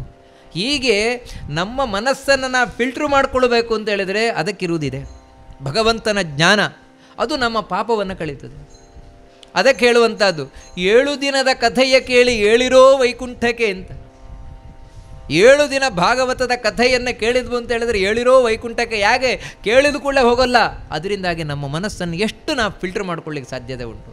ನಾವು ಎಷ್ಟು ತಪ್ಪು ಮಾಡ್ತಾ ಇದ್ದೇವೆ, ಅವಾಗ ನಮಗೆ ಅರ್ಥ ಆಗ್ತಾ ಹೋಗುತ್ತೆ. ಅದಕ್ಕಾಗಿ ಭಗವಂತನ ಜ್ಞಾನ ಯಾವ ರೀತಿ ಪಾಪದ ವಿರುದ್ಧವಾಗಿ ಹೋರಾಟ ಮಾಡುತ್ತದೋ ಆ ರೀತಿ ಮುಷ್ಟಿಕನನ್ನು ಬಲಭದ್ರ ಎದುರಿಸಿದಂತೆ. ಬಹಳ ಸುಂದರವಾದ ವಿವರಣೆ. ಈ ರೀತಿ ಮುಷ್ಟಿಕ ಚಾಣೂರ ಇಬ್ಬರನ್ನು ಕೂಡ ಕೃಷ್ಣ ಬಲಭದ್ರರು ಮುಗಿಸಿದರು. ಆಮೇಲೆ ಹಲ ಕೋಸಲ ಮುಂತಾದ ಇನ್ನೂ ಕೆಲವರು ಬಂದರು, ಜಟ್ಟಿಗಳು, ಎಲ್ಲ ರೂಢಿಗಳು. ಇವತ್ತಿನ ಅರ್ಥದಲ್ಲಿ ಹೇಳೋದಲ್ಲ, ರೂಢಿಗಳಷ್ಟೇ. ಅದು ಒಂದು ಕಡೆಯವರಲ್ಲ, ಬೇರೆ ಬೇರೆ ಕಡೆಯವರದ್ದು. ಚಾಣೂರ ಆಂಧ್ರ ನಿಶೂದನ, ಚಾಣೂರ ನೋಡಿ ಆಂಧ್ರ ಪ್ರದೇಶದವನು. ಇನ್ನು ಮುಷ್ಟಿಕ, ಅವನು ಆ ಕಡೆ ರಾಜಸ್ಥಾನ್, ಹರಿವಂಶ ಹೇಳ್ತದೆ, ಆ ಕಡೆಯವನು. ಬೇರೆ ಬೇರೆ ಕಡೆಯಿಂದ ಇಟ್ಕೊಂಡಿದ್ದ ರೂಢಿಗಳನ್ನು, ಸಾಮಾನ್ಯರನ್ನೆಲ್ಲ. ಎಲ್ಲರನ್ನೂ ಕೃಷ್ಣ ಬಲರಾಮರು ಮುಗಿಸಿದ್ದಾರೆ, ಬಲಭದ್ರರು. ಆಮೇಲೆ ಇಡೀ ತನ್ನ ಸೈನ್ಯವನ್ನು ಬಿಟ್ಟಿದ್ದಾನೆ. ಆ ಸೈನ್ಯದೊಟ್ಟಿಗೆ ಕೃಷ್ಣ ತಾನು ಹೋರಾಟ ಮಾಡಿ ಅದನ್ನು ಮುಗಿಸಿ ಕಡೆಗೆ ನೋಡ್ತಾ ಇದ್ದಾಗೆ ಆ ಏನಿದೆ ಆ ರಂಗಸ್ಥಳದಲ್ಲಿ ಚಂಗನೆ ಮೇಲಕ್ಕೆ ಹಾರಿ ಎತ್ತರ ಮಂಚದಲ್ಲಿ ಕಂಸ ಕೂತಿದ್ದಾನೆ. ಯಾಕಂದರೆ ಭಯ ನೆನ್ನೆ ಹೇಳಿ ಆಯ್ತಲ್ವ, ನಿನ್ನೊಳಗೆ ನಾನು ಪ್ರವೇಶ ಮಾಡಿ ಆಗಿದೆ ಅಂತ. ಅದಕ್ಕೆ ಮೇಲೆ ಕೂತಿದ್ದಾನೆ. ಒಂದೊಮ್ಮೆ ಕೆಳಗೆ ಕೊಂದರೂ ಕೂಡ ಮೇಲಕ್ಕೆ ಬರೋದು ಬೇಡ ಅಂತ. ಆದರೆ ಮೇಲಕ್ಕೆ ಹಾರಿ ಆ ಕಂಸನ ಜುಟ್ಟನ್ನು ಹಿಡ್ಕೊಂಡು ದರ ಕೆಳಗೆ ಎಳ್ಕೊಂಬಂದು ರಣರಂಗದಲ್ಲಿ ಮಧ್ಯದಲ್ಲಿ ಅವನನ್ನು ಬೀಳಿಸಿ ಅವನ ಮೇಲೆ ದೊಪ್ಪ ಕೃಷ್ಣ ಬಿದ್ದ. ಕಂಸನ ಪ್ರಾಣ ಪಕ್ಷಿಯೇ ಹಾರಿ ಹೋಯಿತು. ಅಲ್ಲಿಗೆ ಕಂಸನ ಕಥೆ ಮುಗೀತು. ನಂತರ ತನ್ನ ತಂದೆ ತಾಯಂದಿರನ್ನು ಬಿಡುಗಡೆ ಮಾಡಿಸಿದ ಕೃಷ್ಣ. ಉಗ್ರಸೇನನನ್ನು ರಾಜನನ್ನಾಗಿ ಮಾಡಿದ. ಕಂಸನ ತಂದೆ ಉಗ್ರಸೇನ, ಅವನನ್ನು ರಾಜನನ್ನಾಗಿ ಮಾಡಿದ. ಉಗ್ರಸೇನ ಕೈ ಜೋಡಿಸ್ತಾನೆ. ಭಕ್ತರು ಯಾವ ರೀತಿ ಇರ್ತಾರೆ ಅಂತ ಇವೆಲ್ಲ ಏನಂದ್ರೆ ಭಾಗವತದಲ್ಲಿ ನಮಗೆ ಸಿಗೋಲ್ಲ, ಮತ್ತು ವಾದಿರಾಜನ ಮಾತಲ್ಲಿ ಮಾತ್ರ ಸಿಗುವಂಥದ್ದು. ಉಗ್ರಸೇನ ಕೃಷ್ಣನ ಹತ್ರ ಪ್ರಾರ್ಥನೆ ಮಾಡ್ಕೊಳ್ತಾನೆ, ಕೃಷ್ಣ ನನಗೆ ಈ ರಾಜ್ಯ ಬೇಡ ನನಗೆ ಈ ರಾಜ್ಯ, ಮತ್ತು ನನಗೆ ಬೇಕು ಇನ್ನೊಂದು ಸಾಮ್ರಾಜ್ಯ. ಯಾವುದು ಅದನ್ನು ಹೇಳ್ತಾನೆ. ರಾಜ್ಯಮ್ಮೇ ತವ ಶಾಸ್ತ್ರಮೇವ, ಕೃಷ್ಣ ನನಗೆ ರಾಜ್ಯ ಬೇಕು. ಯಾವುದು ಅಂದರೆ ನಿನ್ನ ಶಾಸ್ತ್ರವೆಂಬಂತಹ ರಾಜ್ಯ. ಆ ರಾಜ್ಯದಲ್ಲಿ ನಾನು ವಿಹರಿಸ್ತಾ ಇರಬೇಕು. ಆ ರಾಜ್ಯದಲ್ಲಿ ನಾನು ಯಾವತ್ತೂ ವಿಹರಿಸ್ತಾ ಇರಬೇಕು. ಅದನ್ನು ನಾನು ನೋಡ್ಕೊಳ್ತಾ ಇರಬೇಕು. ಅಂದರೆ ನೋಡಿ, ಪ್ರತಿಯೊಬ್ಬ ವ್ಯಕ್ತಿಗೂ ಕೂಡ ಜೀವನದಲ್ಲಿ ಕರ್ತವ್ಯ ಇದೆ. ಏನು ಕರ್ತವ್ಯ ಅಂತ ಹೇಳಿದರೆ, ದೇವರ ಬಗ್ಗೆ ತಿಳಿಸ್ತಾ ಇರುವಂತಹ ಶಾಸ್ತ್ರಗಳೇನಿದೆ ಆ ಶಾಸ್ತ್ರಗಳನ್ನು ನೋಡಿಕೊಳ್ಳುವಂಥದ್ದು. ಅಂದರೆ ಅದಕ್ಕೆ ತಪ್ಪು ಅರ್ಥ ಮಾಡದಂತೆ ಮತ್ತು ಅದು ನಶಿಸಿ ಹೋಗದಂತೆ ನೋಡಿಕೊಳ್ಳುವಂಥದ್ದು. ಒಬ್ಬ ರಾಜನ ಅವಶ್ಯಕತೆ ಏನಿದೆ? ಒಂದು ರಾಜ್ಯದಲ್ಲಿ ಯಾವತ್ತೂ ತಪ್ಪು ನಡಿಬಾರದು, ಅನ್ಯಾಯ ನಡಿಬಾರದು, ಧರ್ಮ ನಡಿಬೇಕು. ರಾಜನ ಅವಶ್ಯಕತೆ ಇರುವುದೇ ಧರ್ಮ ಪಾಲನೆಗೋಸ್ಕರ. ಧರ್ಮ ಇಲ್ಲ ಅಂದರೆ ರಾಜ ಬೇಕಾಗೇ ಇಲ್ಲ. ಖುಷಿ ಬಂದಾಗಿರ್ತೇನೆ ಅಂತ ಹೇಳುವುದಾದರೆ ರಾಜೇ ಆಗಬೇಕು. ರಾಜನ ಅವಶ್ಯಕತೆ ಇರುವುದೇ ನ್ಯಾಯವಾಗಿ, ಧರ್ಮವಾಗಿ, ಸತ್ಯ ಮಾರ್ಗದಲ್ಲಿ ರಾಜ್ಯ ನಡೀಲಿಕ್ಕೆ. ಹಾಗೆಯೇ ಶಾಸ್ತ್ರಗಳೇನಿದೆ, ಶಾಸ್ತ್ರಗಳು ನಮಗೆ ನ್ಯಾಯವಾದ ಅರ್ಥವನ್ನು ತಿಳಿಸಬೇಕು, ಸತ್ಯವಾದ ಅರ್ಥವನ್ನು ತಿಳಿಸಬೇಕು, ಸರಿಯಾಗಿ ತಿಳಿಸಬೇಕು. ಆ ವಿಷಯದಲ್ಲಿ ನಾವು ಯಾವತ್ತೂ ಜಾಗರೂಕರಾಗಿರಬೇಕು. ನೋಡಿ, ತಪ್ಪು ಯಾಕಂತ ಹೇಳಿದರೆ ನಮ್ಮ ಮುಂದಿನ ಪೀಳಿಗೆಗೆ ನಾವು ಕೊಟ್ಟು ಹೋಗುವ ದೊಡ್ಡ ಕೊಡುಗೆ ಅದು, ಇನ್ಯಾವುದೂ ಅಲ್ಲ.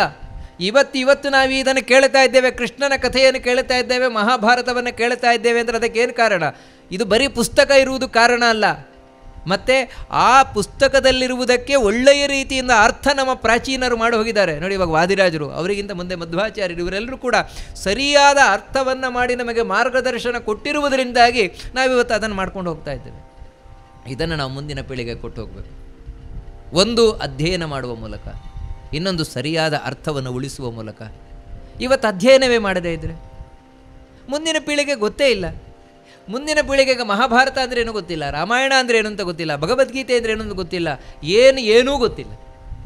ನಶಿಸಿ ಹೋಯಿತು. ಯಾರ ಮೇಲೆ ಬಂತು ಆ ಪಾಪ? ನಮ್ಮ ಮೇಲೆ. ಯಾಕಂದರೆ ನಾವು ಉಳಿಸ್ತಿಲ್ಲ, ಅದರಿಂದಾಗಿ ನಮ್ಮ ಮೇಲೆ ಬಂತು. ಅದಕ್ಕಾಗಿ ಉಗ್ರಸೇನನ ಮಾತು ಬಹಳ ಸ್ಪಷ್ಟವಾದದ್ದು. ಕೃಷ್ಣ, ನನಗೆ ಶಾಸ್ತ್ರವೇ ಸಾಮ್ರಾಜ್ಯ. ಇನ್ನು ಹೇಳ್ತಾನೆ, ನಿಯಮ ಸೇವಾತಿ ದೀಕ್ಷಾಂಗನ ರಾಜ್ಯಮ್ಮೇ ತವ ಶಾಸ್ತ್ರಮೇವ ನಿಯಮಾ ಸೇನಾ. ಇನ್ನು ನಿಯಮಗಳು, ಅದೇ ಸೇನಾ. ರಾಜ್ಯನಾದವನಿಗೆ ಸೇನೆ ಬೇಕು. ಯಾಕಂದರೆ ಹೇಳಿದರೆ ರಕ್ಷಣೆಗೋಸ್ಕರ, ರಾಜ್ಯದ ರಕ್ಷಣೆಗೋಸ್ಕರ, ತನ್ನ ರಕ್ಷಣೆಗೋಸ್ಕರ. ಅದನ್ನೇ ಈ ಉಗ್ರಸೇನ ಹೇಳ್ತಾ ಇದ್ದಾನೆ. ಅಂದರೆ ಉಗ್ರಸೇನನ ಮಾತಿನ ಪ್ರಕಾರ ವಾದಿರಾಜರು ಬಹಳ ಸುಂದರವಾಗಿ, ನಾನು ನೀವು ಎಲ್ಲರೂ ರಾಜರಾಗ್ಬೋದು, ಎಲ್ಲರೂ ಸಾಮ್ರಾಜ್ಯ ಆಳ್ಬೋದು. ಹೇಗೆ ಅದನ್ನು ತಿಳಿಸ್ತಾ ಇರುವಂಥದ್ದು. ಶಾಸ್ತ್ರ ದೇವರ ಬಗ್ಗೆ ಕೇಳ್ತೇವಲ್ವ, ಅದೇ ನಮ್ಮ ಸಾಮ್ರಾಜ್ಯ. ಅದರಲ್ಲಿ ನಾವು ಯಾವ ರೀತಿ ಇವಾಗ ಸೈನ್ಯ ಅಂತ ಯಾವುದಕ್ಕೆ ಕರಿತೇವೆ ಅಂತ ಹೇಳಿದರೆ, ಎರ್ರಾಬಿರ್ರಿ ಹೋಗುವುದು ಸೈನ್ಯ ಅಲ್ಲ. ಯಾವತ್ತು ಆರ್ಮಿ ಅಂತ ಹೇಳಿದರೆ ಅಲ್ಲಿ ಶಿಸ್ತು, ಮೊದಲ ಪ್ರಾಶಸ್ತ್ಯವೇ ಶಿಸ್ತು. ನೋಡಿ, ನೀವು ನೋಡ್ಬೋದು ಗಣರಾಜ್ಯದಲ್ಲಿ ಸೈನ್ಯದ ಪೆರೇಡ್ ಅಂತ ಹೇಳಿದ್ರೇ ಆ ರೀತಿ ಶಿಸ್ತಿಗೆ ಅಲ್ಲಿ ಪ್ರಾಧಾನ್ಯ ಬಹಳ ಮುಖ್ಯವಾಗಿ. ಅದೇ ನಿಯಮ ಅನ್ನೋದು ಬಹಳ ಮುಖ್ಯ ಬೇಕು. ಹೀಗೆ ಇರಬೇಕು, ಇಷ್ಟು ಗಂಟೆಗೆ ಹೇಳಬೇಕು, ಇಲ್ಲಿಗೆ ಹೋಗಬೇಕು, ಆ ರೀತಿ ನಿಯಮಗಳು. ಹಾಗೆ ನನ್ನ ಜೀವನದಲ್ಲಿ ನಾನು ಅಳವಡಿಸಿಕೊಳ್ಳುವಂತಹ ನಿಯಮಗಳೇನಿದೆ ಅದೇ ನನ್ನ ಸೈನ್ಯ. ಆ ನಿಯಮಗಳಿಲ್ಲ ಅಂತ ಹೇಳಿದ್ರೆ ಸೈನ್ಯ ಇಲ್ಲ ಅಂತ ಅರ್ಥ. ಯಾಕಂತ ಹೇಳಿದ್ರೆ ರಾಜ್ಯದ ಸಂರಕ್ಷಣೆಗೋಸ್ಕರ. ಅದೇ ರೀತಿ ಹೇಳ್ತಾರೆ ತಿತಿಕ್ಷಾಂಗನ ನಿತ್ಯಂ ಭಕ್ತಿ ವಿರಕ್ತಿ. ಇನ್ನು ತಿತಿಕ್ಷಾಂಗನ ಅಂಗನಾಹ ಅಂತ ಹೇಳಿದರೆ ಎಲ್ಲ ಸಖಿಯರು ಬೇಕು, ಕೆಲಸದವರು ಅವರು ಇವರೆಲ್ಲ ಬೇಕಲ್ವ. ಯಾರು ಅಂದರೆ ತಾಳ್ಮೆಯೇ ಅಂಗನೆಯರು ಅಂತ ಹೇಳಿದರೆ ದಾಸಿಯರು. ತಾಳ್ಮೆ ಅದು ಬಹಳ ಮುಖ್ಯವಾಗಬೇಕು ಜೀವನದಲ್ಲಿ. ಹಾಗೆ ಹೇಳ್ತಾರೆ ನಿತ್ಯಂ ಭಕ್ತಿ ವಿರಕ್ತಿ ದೈನ್ಯ ಕಮನ ಜ್ಞಾನಾದಿಲಾಭೋಧನಂ. ಇನ್ನು ದುಡ್ಡು, ರಾಜ್ಯಕ್ಕೆ ಕೋಶ ತುಂಬಬೇಕು ತಾನೆ, ಕೋಶ ತುಂಬಬೇಕು, ಟ್ರೆಷರಿ ಫುಲ್ಲಾಗಿರಬೇಕು. ಆ ರೀತಿ ನನ್ನ ಸಾಮ್ರಾಜ್ಯ ಏನಿದೆ ಹೇ ಸ್ವಾಮಿ, ಅದರಲ್ಲಿ ತುಂಬುವ ದುಡ್ಡು ಯಾವುದು ಅಂತ ಹೇಳಿದ್ರೆ ನಿತ್ಯವೂ ನಿನ್ನಲ್ಲಿ ಭಕ್ತಿ ಮಾಡು. ನಿನ್ನಲ್ಲಿ ಭಕ್ತಿ, ಅನ್ಯ ವಿಷಯದಲ್ಲಿ ವಿರಕ್ತಿ, ಜ್ಞಾನ ಸಂಪಾದನೆ, ಇದೇ ನಿಜವಾದ ಧನ. ಯಾಕಂತ ಹೇಳಿದರೆ ಈ ಎಲ್ಲ ಧನಗಳು ಕೂಡ ಧನ ಅಲ್ಲ. ಯಾಕಂದರೆ ಇದನ್ನು ತೊಗೊಂಡು ಹೋಗ್ಲಿಕ್ಕೆ ಬರೋಲ್ಲ, ಎಲ್ಲ ಬಿಟ್ಟು ಹೋಗ್ಲಿಕ್ಕೆ ಮಾತ್ರ ಬರೋದು. ಏನು ಅಂತ ಹೇಳಿದ್ರೆ ಇದು ಒಂದು ಕಡೆ ಹೋದಾಗ ಮಕ್ಕಳಿಗೆ ಆಟ ಆಡ್ಲಿಕ್ಕೆ ದುಡ್ಡು ಕೊಟ್ಟಾಗ ಅಷ್ಟೇ. ಅಲ್ಲಿ ಹೋದಾಗ ಮಕ್ಕಳಿಗೆ ಆಟ ಆಡ್ಲಿಕ್ಕೆ ದುಡ್ಡು ಕೊಡ್ತಾರಾ, ದುಡ್ಡು ತಗೋ, 500 ರೂಪಾಯಿ 100 ರೂಪಾಯಿ ಎಲ್ಲ. ಆ ಮಕ್ಕಳು ಆಟ ಆಡ್ತವೆ. ಅಲ್ಲಿ ಆಟ ಆಡಬೇಕಾದ್ರೆ ಆಟ ಮುಗೀತಾ ಆ ಮಕ್ಕಳೇ ಇಲ್ಲೇ ಇಟ್ಟು ಹೋಗಿ, ಯಾಕಂದರೆ ನಾಳೆ ಬಂದಮೇಲೆ ನಿಮ್ಗೆ ಆಟ ಆಡ್ಲಿಕ್ಕೆ ಬೇಕಲ್ವಾ, ಅದಕ್ಕೆ ಇಲ್ಲೇ ಬಿಟ್ಟು ಹೋಗಿ. ಹಾಗೆ ನಾವಿಲ್ಲಿ ಜೀವನ ತುಂಬ ಆಟ ಆಡ್ತೇವೆ ಅಷ್ಟೇ. ಹೀಗೆ ಆಟದ ದುಡ್ಡನ್ನು ಇಟ್ಕೊಂಡು, ಯಾಕಂದರೆ ಆ ಮಕ್ಕಳೆಲ್ಲ ಮಾಡ್ತವೆ. ನೀವು ಬ್ಯಾಂಕಿಂಗ್ ಆಟ ಅಂತ ನೋಡಿರ್ಬೇಕು. ನೀವು ಬ್ಯಾಂಕಿಂಗ್ ಆಟ ಅಂತ ಅಲ್ಲೇನೆಂದರೆ 100 ರೂಪಾಯಿ ಇದೆ, 500 ರೂಪಾಯಿ ಇದೆ, ಎಲ್ಲ ಇದೆ. ಆ ಬ್ಯಾಂಕು ನಾನು ಇದರಲ್ಲಿ ಖರೀದಿ ಮಾಡ್ತೇನೆ, ಇದನ್ನು ತೊಗೊಳ್ತೇನೆ, ಅದು ತೊಗೊಳ್ತೇನೆ, ಎಲ್ಲ ಮಕ್ಕಳು ಆಟ ಆಡ್ತವೆ. ನಿಮಗೆ ಯಾಕಂದರೆ ನಾವಿಲ್ಲಿ ನಿಜವಾಗಿ ಬಿಸ್ನೆಸ್ ಮಾಡಿದಾಗ ಎಲ್ಲ ಮಾಡ್ತಾರೆ, ಆಟ ಮುಗಿದ ಮೇಲೆ ಎಲ್ಲ ಬಿಟ್ಟು ಹೋಗ್ತಾರೆ ಅಷ್ಟೇ. ನಾವು ಹಾಗೆ ಇಲ್ಲಿ ಬುದ್ಧಿ ಇರುವ ತನಕ ದುಡ್ಡಿನ ಆಟ ಆಡ್ತೇವೆ ಅಷ್ಟೇ. ಸಾಯುವ ತನಕವೂ ಅಲ್ಲ, ಬುದ್ಧಿ ಇರುವ ತನಕ. ಯಾವಾಗ ಬುದ್ಧಿ ಸ್ಥಿಮಿತ ಕಳ್ಕೊಳ್ತು, ಕೈಕಾಲ ಸ್ಥಿಮಿತ ಕಳ್ಕೊಳ್ತು, ಆಮೇಲೆ ನನ್ನ ದುಡ್ಡೇ ನನ್ನ ಹತ್ರ ಬರೋಲ್ಲ, ಬೇರೆಯವ್ರ ದುಡ್ಡಲ್ಲ, ನನ್ನ ದುಡ್ಡೇ ನನ್ನ ಹತ್ರ ಬರೋಲ್ಲ. ಅಷ್ಟರ ಮಟ್ಟಿಗೆ ಆಗುತ್ತದೆ ನೋಡಿ. ನಾವು ತಿಳ್ಕೊಂಡಿರ್ತೇವೆ ಅಷ್ಟೇ ಇದೇ ದುಡ್ಡು ಅಂತ. ಯಾವುದು ದುಡ್ಡು? ಯಾಕಂದರೆ ನಾನೇ ಇದು ನೋಡಿದ್ದು. ಒಬ್ಬರು ದುಡ್ಡು ಮಾಡಿದ್ರು, ಗಂಟು ಕಟ್ಟಿದ್ರು, ಬ್ಯಾಂಕಲ್ಲಿಟ್ಟರು, ದುಡ್ಡು ಮಾಡಿದ್ರು, ಗಂಟು ಕಟ್ಟಿದ್ರು, ಬ್ಯಾಂಕಲ್ಲಿಟ್ಟರು. ಒಂದು ದಾನ ಮಾಡಲಿಲ್ಲ, ಧರ್ಮ ಮಾಡಲಿಲ್ಲ, ಸತ್ಕರ್ಮ ಮಾಡಲಿಲ್ಲ. ಕಡೆಗೆ ಆಗಬೇಕಾದ್ರೆ ಜ್ಞಾನೋದಯ ಆಯಿತು. ನಾನು ಏನೂ ಮಾಡೇ ಇಲ್ಲ ಜೀವನದಲ್ಲಿ, ಬರೀ ದುಡ್ಡು ಕಟ್ಟಿದ್ದು, ಗಂಟು ಕಟ್ಟಿದ್ದು, ದುಡ್ಡು ಕಟ್ಟಿದ್ದು, ಗಂಟು ಕಟ್ಟಿದ್ದು, ಇಷ್ಟೇ. ಕಡೆಯಬೇಕಾದ್ರೆ ಕಾಣಿಸ್ತು ಅದರ ವಯಸ್ಸಾಗಿದೆ, ಬ್ಯಾಂಕಲ್ಲಿದೆ, ದುಡ್ಡು ತರಬೇಕು. ಮಗನಿಗೆ ಹೇಳಿದರು, ಮಗನೇ ಒಂಚೂರು ದುಡ್ಡು ತೊಗೊಂಬ ಅಂತ. ಒಂಚೂರು ಬ್ಯಾಂಕಲ್ಲಿದೆ, ದುಡ್ಡು ತೊಗೊಂಬ ಅಂತ. ಯಾಕೆ ನಿಮಗೆ ಯಾಕೆ ದುಡ್ಡು? ಒಂಚೂರು ದಾನ ಮಾಡೋಣ ಹಾಗೆ ಅಂತ. ನೀವು ದುಡ್ಡು ಹಾಳು ಮಾಡ್ತೀರಿ, ಸುಮ್ಮನೆ ಕೂತ್ಕೊಳ್ಳಿ. ದುಡ್ಡು ಗಿಡ್ಡಿ ನೀವು ದಾನಗಿನ ಏನು ಮಾಡೋದು ಬೇಡ ಅಲ್ಲ, ನಾವು ಮಾಡ್ತೇವೆ, ನೀವು ಸುಮ್ಮನೆ ಕೂತ್ಕೊಳ್ಳಿ. ನೋಡಿ, ಹೀಗೆ ತನ್ನ ದುಡ್ಡು ತನಗೆ ತೆಗಿಲಿಕ್ಕಿಲ್ಲ. ಎಷ್ಟರ ಮಟ್ಟಿಗೆ ಅಂದರೆ ಅವ್ರು ನನ್ನ ಹತ್ರನೇ ಹೇಳಿದ ಮಾತಿದ್ದು, ಬೇರೆ ಯಾರ ಹತ್ರನಲ್ಲ. ಅದಕ್ಕೆ ನಾನು ಹೇಳ್ತಾ ಇರೋದು. ಅವರು ಒಬ್ಬ ಗುಟ್ಟಲ್ಲಿ ಬಂದಿದ್ದಾರೆ, ಗುಟ್ಟಲ್ಲಿ ಬಂದು ನನಗೆ ದಾನ ಕೊಟ್ಟರು.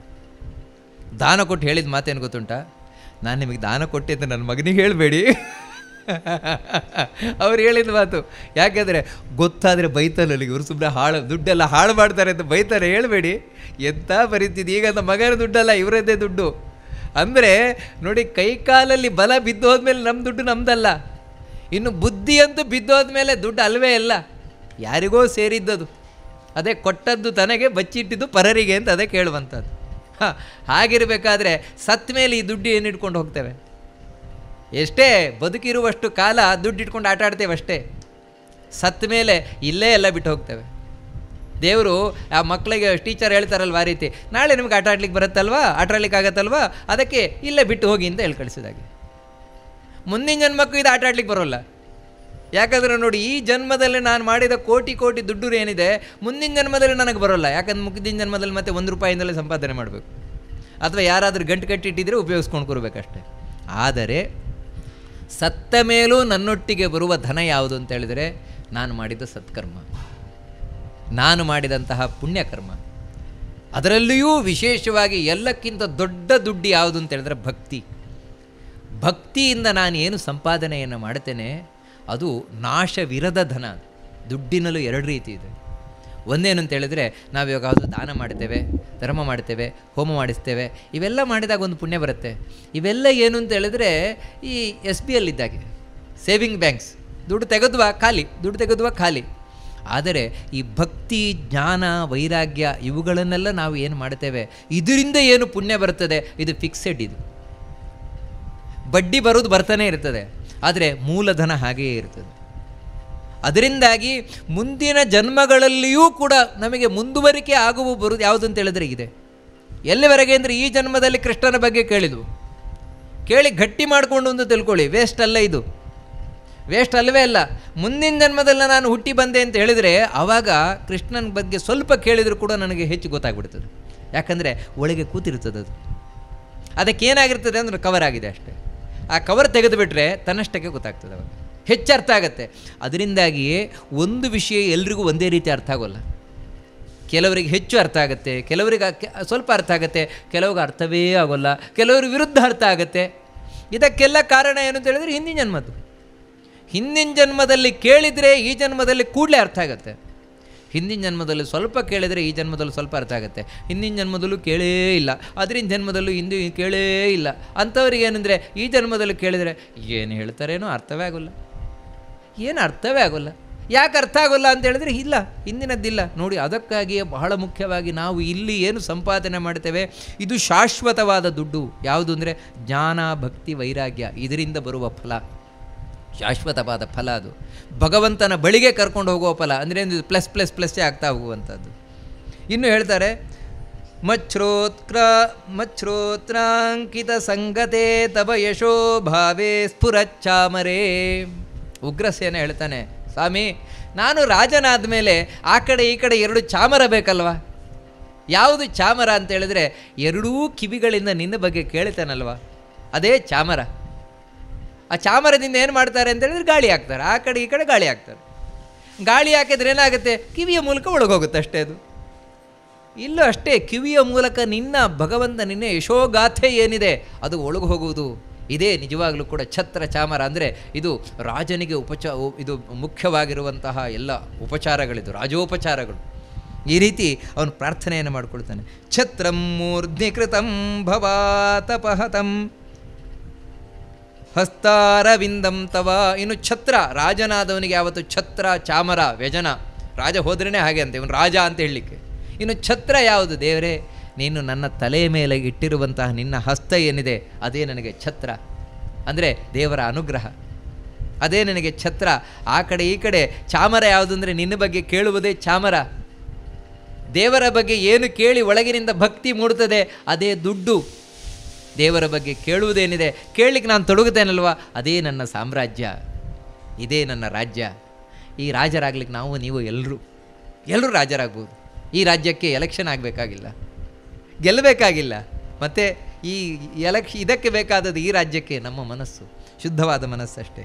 ಇನ್ನು ಎಷ್ಟು ಚೆನ್ನಾಗಿ ಆ ಉಗ್ರಸೇನ ಪ್ರಾರ್ಥನೆ ಮಾಡಿಕೊಳ್ತಾನೆ ಅಂತ ಹೇಳಿದ್ರೆ, ಯಥಾ ತ್ವಂ ಸತತಂ ಪೂರ್ಣಃ ಸಾಮ್ರಾಜ್ಯಂ ನೇಚ್ಛಸಿ ಪ್ರಭೋ ತಥಾ ತ್ವತ್ಸೇವಯಾ ಪೂರ್ಣ ವಯಮಪ್ಯಬ್ಜಲೋಚನ. ದೇವರೇ, ಅಲ್ಲ ನೀನಲ್ವ ಕಂಸನನ್ನು ಕೊಂದದ್ದು, ಅದರಿಂದಾಗಿ ನೀನೇ ರಾಜ ಆಗಬೇಕಲ್ವ.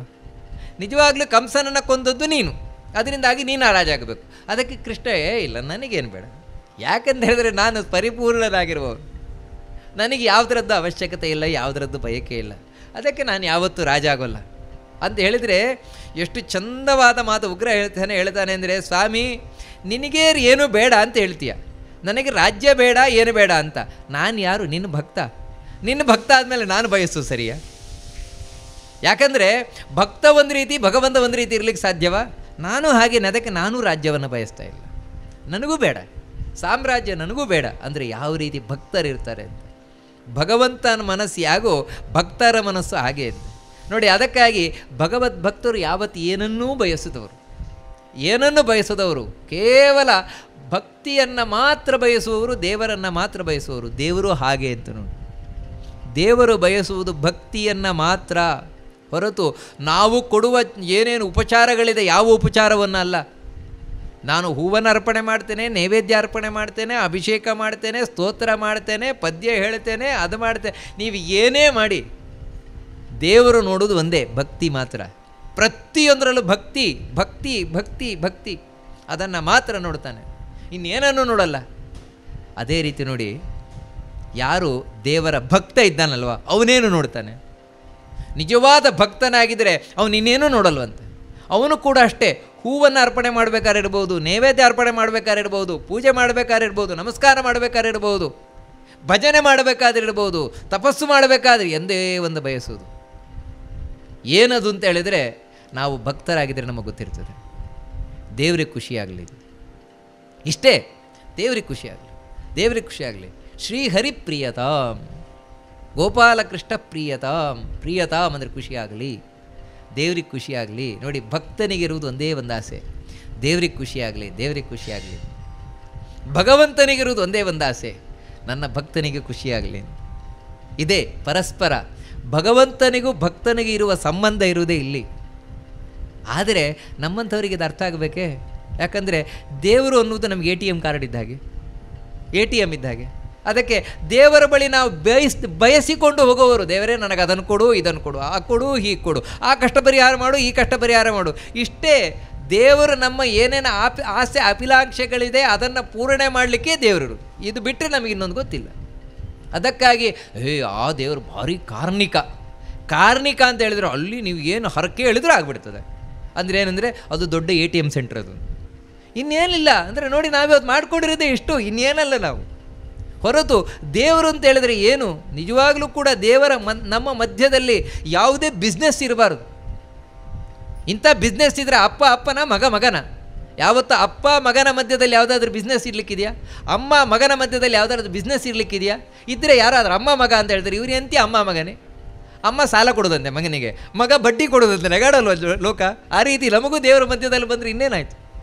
ಅದಕ್ಕೆ ನಿಜವಾಗಿಯೂ ಕೂಡ ಎಷ್ಟು ಚಂದವಾಗಿ ಹೇಳ್ತಾನೆ ಅಂದರೆ ಉಗ್ರಸೇನ, ದೇವರು ನೀನು ಬಯಸಲ್ಲ ಅಂದರೆ ನಾನು ಬಯಸಲ್ಲ. ಯಾಕಂದರೆ ಭಗವಂತನಿಗೆ ತಕ್ಕ ಭಕ್ತರಾಗಿರ್ಬೇಕು ನಾವು, ಆಗ ಮಾತ್ರ ದೇವರಿಗೆ ಖುಷಿ ಆಗತ್ತಂತೆ. ನೋಡಿ, ಅದಕ್ಕೆ ಪ್ರಹ್ಲಾದನ ಬಗ್ಗೆ ನರಸಿಂಹನಿಗೆ ಖುಷಿ ಆದದ್ದೇ ಇದು. ಅಷ್ಟು ಉಗ್ರವಾಗಿ ನರಸಿಂಹನನ್ನು ಬಗದ ಮೇಲೆ ಕೇಳ್ತಾನೆ ಪ್ರಹ್ಲಾದನಿಗೆ, ಪ್ರಹ್ಲಾದ ಏನು ಬೇಕು ಕೇಳು, ವರ ಕೇಳು, ನಾನು ಕೊಡ್ತೇನೆ ಅಂತ. ಅವಾಗ ಪ್ರಹ್ಲಾದನಿಗೆ ಕೋಪ ಬರಲಿಕ್ಕೆ ಶುರುವಾಯಿತು. ನೋಡಿ, ಇದು ವಿಚಿತ್ರ. 5 ವರ್ಷದ ಹುಡುಗರಿಗೆ ಏನು ನೀನು ನನಗೆ ಆಸೆ ಹುಟ್ಟಿಸ್ತಾ ಇದೆಯಾ? ನಾನು ಪೂಜೆ ಮಾಡಿದ್ದು ನೀನೇನೋ ಕೊಡ್ತೀಯಾ ಅಂತ ಪೂಜೆ ಮಾಡಿದ್ದು ಅಂತ ತಿಳ್ಕೊಂಡಿದ್ಯಾ? ನನ್ನನ್ನು ಈ ರೀತಿ ನೀನು ಲೋಭ ಮಾಡಬೇಡ ಅಂತ ಹೇಳ್ತಾನೆ. ಲೋಭಿತನಕ್ಕೆ ತಳ್ಳಬೇಡ, ಆಸೆ ಹುಟ್ಟಿಸಬೇಡ. ಪ್ರಹ್ಲಾದ 5 ವರ್ಷದ ಹುಡುಗ ನರಸಿಂಹನನ್ನು ಕುರಿತು ಹೇಳುವುದು. ನಮಗೆ ನರಸಿಂಹ ಅಂತ ಹೆಸರು ಕೇಳಿದ್ರೆ ಗಡಗಡ ನಡಗುತ್ತೇವೆ. ನೋಡಿ, ಅಂಥ ನರಸಿಂಹನ ಮುಂದೆ ಪ್ರಹ್ಲಾದ ಮಾತಾಡಿದ್ದೇನು ಅಂದರೆ, ನನಗೆ ಆಸೆ ಹುಟ್ಟಿಸ್ತಾ ಇದೆಯಾ? ಆಸೆ ಹುಟ್ಟಿಸಬೇಡ ನನಗೆ ಅಂತ ಹೇಳ್ತಾನೆ. ಯಾಕಂದರೆ ನಾನು ಏನೋ ಕೊಡ್ತೀಯ ಅಂತ ನಾನು ಪೂಜೆ ಮಾಡಿದ್ದಲ್ಲ, ಏನೋ ಕೊಡ್ತೀಯ ಅಂತ ನಿನ್ನ ಆರಾಧನೆ ಮಾಡಿದ್ದಲ್ಲ. ಮತ್ತೇನೆಂದರೆ ನನ್ನ ದೇವರು. ಅದಕ್ಕಾಗಿ ಇಷ್ಟೇ, ನನಗೂ ನಿನಗೂ ಯಾವ ಸಂಬಂಧವು ಅಂದರೆ ಭಕ್ತಿಯೊಂದನ್ನು ಬಿಟ್ಟು ಯಾವ ಸಂಬಂಧವೂ ಇರಬಾರ್ದು. ನೀನು ನನ್ನ ಸ್ವಾಮಿ, ನಾನು ನಿನ್ನ ಸೇವಕ, ಇಷ್ಟೇ ನಿನ್ನ ಸಂಬಂಧ. ಒಂದೊಮ್ಮೆ ನನಗೇನಾದರೂ ವರ ಕೊಡಲಿಕ್ಕಿದೆಯಾ? ಒಂದು ಕೊಡು. ಏನಂದರೆ ಇನ್ನು ಮುಂದೆಯೂ ನಾನು ನಿನ್ನ ಹತ್ರ ಯಾವತ್ತೂ ಏನನ್ನೂ ಕೇಳಬಾರ್ದು. ಆ ರೀತಿ ಮಾಡಿಬಿಡು ನನ್ನಲ್ಲ. ಅದರ ನೋಡಿ, ಇದು ನಿಜವಾದ ಭಕ್ತ. ಇನ್ನೇನು ಕೇಳಲ್ಲ. ಯಾಕಂದರೆ ದೇವರೊಬ್ಬ ಇದ್ದರೆ ಸಾಕು. ಅರ್ಜುನ ನಾವು ನೋಡಿದ್ವಲ್ವ, ಅರ್ಜುನನು ಹೋದ, ದುರ್ಯೋಧನನು ಹೋದ್ರಿಬ್ಬರು ಕೃಷ್ಣನ ಹತ್ರ. ಅರ್ಜುನ ಕೇಳ್ದ, ಅರ್ಜುನಗೆ ಕೃಷ್ಣ ಹೇಳ್ದ, ನೋಡಪ್ಪ, ಒಂದು ಕಡೆ ಇಡೀ ನನ್ನ ನಾರಾಯಣಿ ಸೈನ್ಯ, ಇನ್ನೊಂದು ಕಡೆ ಬರೀ ನಾನು ಅಂತ ಹೇಳಿದ್ರೆ ಆಯುಧ ಹಿಡಿಯಲ್ಲ, ಯುದ್ಧ ಮಾಡೋಲ್ಲ. ದೇವರು ಅಂದರೆ ದೇವರೇ, ಗರ್ಭಗುಡಿಯೊಳಿರುವ ದೇವರೇ. ಹಾಗೆ ಆಗ್ಬೋದಾ? ಯಾರಿಗಾವ್ದಾಗ್ಬೋದು, ಆಯ್ಕೆ ಮಾಡ್ಕೊಳ್ಳಿ ಅಂತ ಅರ್ಜುನ ಕೇಳಿದ ಕೃಷ್ಣನನ್ನೇ. ಕೃಷ್ಣ, ನೀನೊಬ್ಬ ಇದ್ದರೆ ಸಾಕು, ನಾನು ಯುದ್ಧ ಮಾಡೋಲ್ಲ, ಏನೂ ತೊಂದರೆ ಇಲ್ಲ. ನಾರಾಯಣಿ ಸೈನ್ಯ ಹಿಡ್ಕೊಂಡು ಅರ್ಜುನ ಹೋದ, ಖುಷಿಯಿಂದ ಹೋದ. ಅಂದರೆ ದೇವರಿಂದ ಕೇಳಿ ಪಡ್ಕೊಂಡು ಹೋದ. ಆದರೆ ದೇವರನ್ನೇ ಕೇಳಿದ ಅರ್ಜುನ ಗೆದ್ದ. ನೋಡಿ, ಅದೇ ಭಕ್ತನಿಗೆ ಮಾತ್ರ ಗೊತ್ತು ಗುಟ್ಟು, ಗೆಲುವಿನ ಗುಟ್ಟು. ಏನಂದರೆ ದೇವರು ನಮ್ಮ ಬಳಿ ಇದ್ದರೆ ಸಾಕು. ಬಹಳ ಸುಂದರವಾಗಿ ಉಗ್ರಸೇನ ಹೇಳ್ತಾನೆ. ಅದಕ್ಕೆ ದೇವರೇ, ನಿನ್ನ ಹಾಗೆ ನಾನಿರುವಂಥವನು, ಹಾಗಿದ್ದರೂ ಕೂಡ ಸ್ವೀಕಾರ ಮಾಡ್ತೇನೆ ನಾನು. ಯಾಕೆ ಅಂದರೆ ಭಾಳ ಸುಂದರ ಮಾತನ್ನು ಒಂದು ವಾದಿರಾಜರು ಹೇಳ್ತಾರೆ. ನೋಡಿ ಏನಿದೆ ಅಂತ ಹೇಳಿದರೆ, ಎಂ ತ್ವಾಂ ಶಾಸ್ತ್ರ ವಿಚಾರ ವಿಸ್ತೃತ ಧಿಯಃ ಶ್ರೇಯಸ್ಕರಂ ಶ್ರೀಕರಂ ಸೇವಂತೆ. ಯಾರು ವಿರಕ್ತರಾದವರಿದ್ದಾರೆ ಅವರೆಲ್ಲ ನಿನ್ನನ್ನು ಸೇವಿಸ್ತಾರೆ. ಜನಗಳು ಜಗತ್ತಿನಲ್ಲಿ ಏನು ಮಾತಾಡ್ಕೊಳ್ತಾರೆ ಅಂತ ಹೇಳಿದರೆ, ನೋಡ್ರಿ, ನೀವು ಕೃಷ್ಣನನ್ನು ಪೂಜೆ ಮಾಡಿದರೆ, ವಿಷ್ಣುವನ್ನು ಪೂಜೆ ಮಾಡಿದರೆ ಇಲ್ಲಿ ನಿಮಗೇನೂ ಸಿಗೋಲ್ಲ.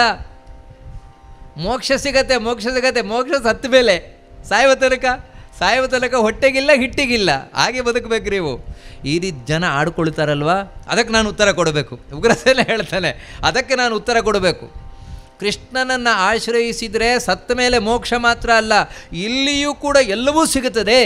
ಸಿಗದೇ ಇದ್ದದ್ದು ಏನೂ ಇಲ್ಲ. ಯಾಕಂದರೆ ಈ ಮುದುಕನಿಗೆ ಈ ವಯಸ್ಸಿನಲ್ಲೂ ಕೂಡ ಕೃಷ್ಣನನ್ನು ಆಶ್ರಯಿಸಿ ಸಾಮ್ರಾಜ್ಯ ಸಿಕ್ಕಿತು ಅಂತ ಜನ ಮಾತಾಡ್ಕೊಳ್ಬೇಕು. ಕೃಷ್ಣನನ್ನು ಆಶ್ರಯಿಸಿ, ಅದಕ್ಕಾಗಿ ನಾನು ಸಾಮ್ರಾಜ್ಯ ಸ್ವೀಕಾರ ಮಾಡ್ತೇನೆ ಅಂತ ಹೇಳ್ತಾನೆ. ಅಂದರೆ ಎಂಥ ಒಳ್ಳೆ ಮಾತು ಉಗ್ರಸೇನ. ಅಂದರೆ ದೇವರನ್ನು ಆಶ್ರಯಿಸಿದರೆ ಇಹ ಪರ ಎರಡರಲ್ಲೂ ಕೂಡ ಇಹದಲ್ಲಿ ಸೌಖ್ಯ ಉಂಟು, ಪರದಲ್ಲಿ ಪದವಿ ಉಂಟು. ಗುರು ಪುರಂದರ ವಿಠಲರಾಯನ ಸ್ಮರಣೆಯನ್ನು ಮರೆಯದವಗೆ ಚಿಂತೆಯಾತಕೋ ಬಯಲ ಭ್ರಾಂತಿಯಾತಕೋ. ಕಂತು ಪೀತನ ದಿವ್ಯ ನಾಮ ಮಂತ್ರವನ್ನು ಜಪಿಸುವರಿಗೆ ಚಿಂತೆಯಾತಕೋ ಬಯಲ ಭ್ರಾಂತಿಯಾತಕೋ. ಬಹಳ ಸುಂದರವಾದ ಮಾತು ಉಗ್ರಸೇನ ಹೇಳುವುದು. ಅದರಿಂದಾಗಿ ಇದು ನೋಡಿ, ಇದೆಲ್ಲ ಮೂಲಕ ವಾದಿರಾಜರು ತಿಳಿಸ್ತಾರೆ, ದೇವರನ್ನು ನಂಬಿ ಯಾವತ್ತು ಇಲ್ಲಿ ಏನು ಸಿಗೋಲ್ಲ. ಯಾಕಂದರೆ ಎಷ್ಟೋ ಜನರಿಗೆ ಇನ್ನೊಂದು ಭ್ರಮೆ ಇದೆ, ನಮಗೆ ಇಲ್ಲಿ ಅದೇನಾದರೂ ಸಿಗಬೇಕಾ, ಬೇರೆ ದೇವತೆಗಳನ್ನು ಆಶ್ರಯಿಸಬೇಕು. ಕೃಷ್ಣನನ್ನು ಆಶ್ರಯಿಸಿದರೆ ನಿಮಗೇನು ಸಿಗೋಲ್ಲ ಅಂತ. ಖಂಡಿತ ಇದು ತಪ್ಪು. ಆದರೆ ಏನು ಅಂದರೆ ಒಂದಿಷ್ಟೇ, ಉಳಿದ ದೇವತೆಗಳು ಬೇಗ ಕೊಡಬಹುದು, ಕೃಷ್ಣ ಬೇಗ ಕೊಡೋಲ್ಲ, ಅಷ್ಟೇ ವ್ಯತ್ಯಾಸ. ನೀವು ವಿಷ್ಣುವನ್ನು, ನಾರಾಯಣನನ್ನು, ಕೃಷ್ಣನನ್ನು ನಂಬಿದರೆ ನಿಮಗೆ ಫಲ ಕೊಡುವುದು ದೇವರು ಪರೀಕ್ಷೆ ಮಾಡಿ ಕೊಡ್ತಾನೆ, ದಿಢೀರಂತ ಕೊಡೋಲ್ಲ. ಯಾಕಂತೇಳಿದರೆ ಭಗವಂತ ಕೊಡುವುದು ಶಾಶ್ವತವಾದದ್ದು. ಕೃಷ್ಣ ಒಮ್ಮೆ ಕೊಟ್ಟ ಅಂತೇಳಿದರೆ ಯಾವತ್ತಿಂದ ಯಾವತ್ತಿಗೂ ಹೋಗಲ್ಲ ಅಂತ ಹೇಳಿದ್ರೆ ಸಾಯುವ ತನಕ ಅಲ್ಲ, ಸತ್ತ ಮೇಲೂ ಹೋಗಲ್ಲ.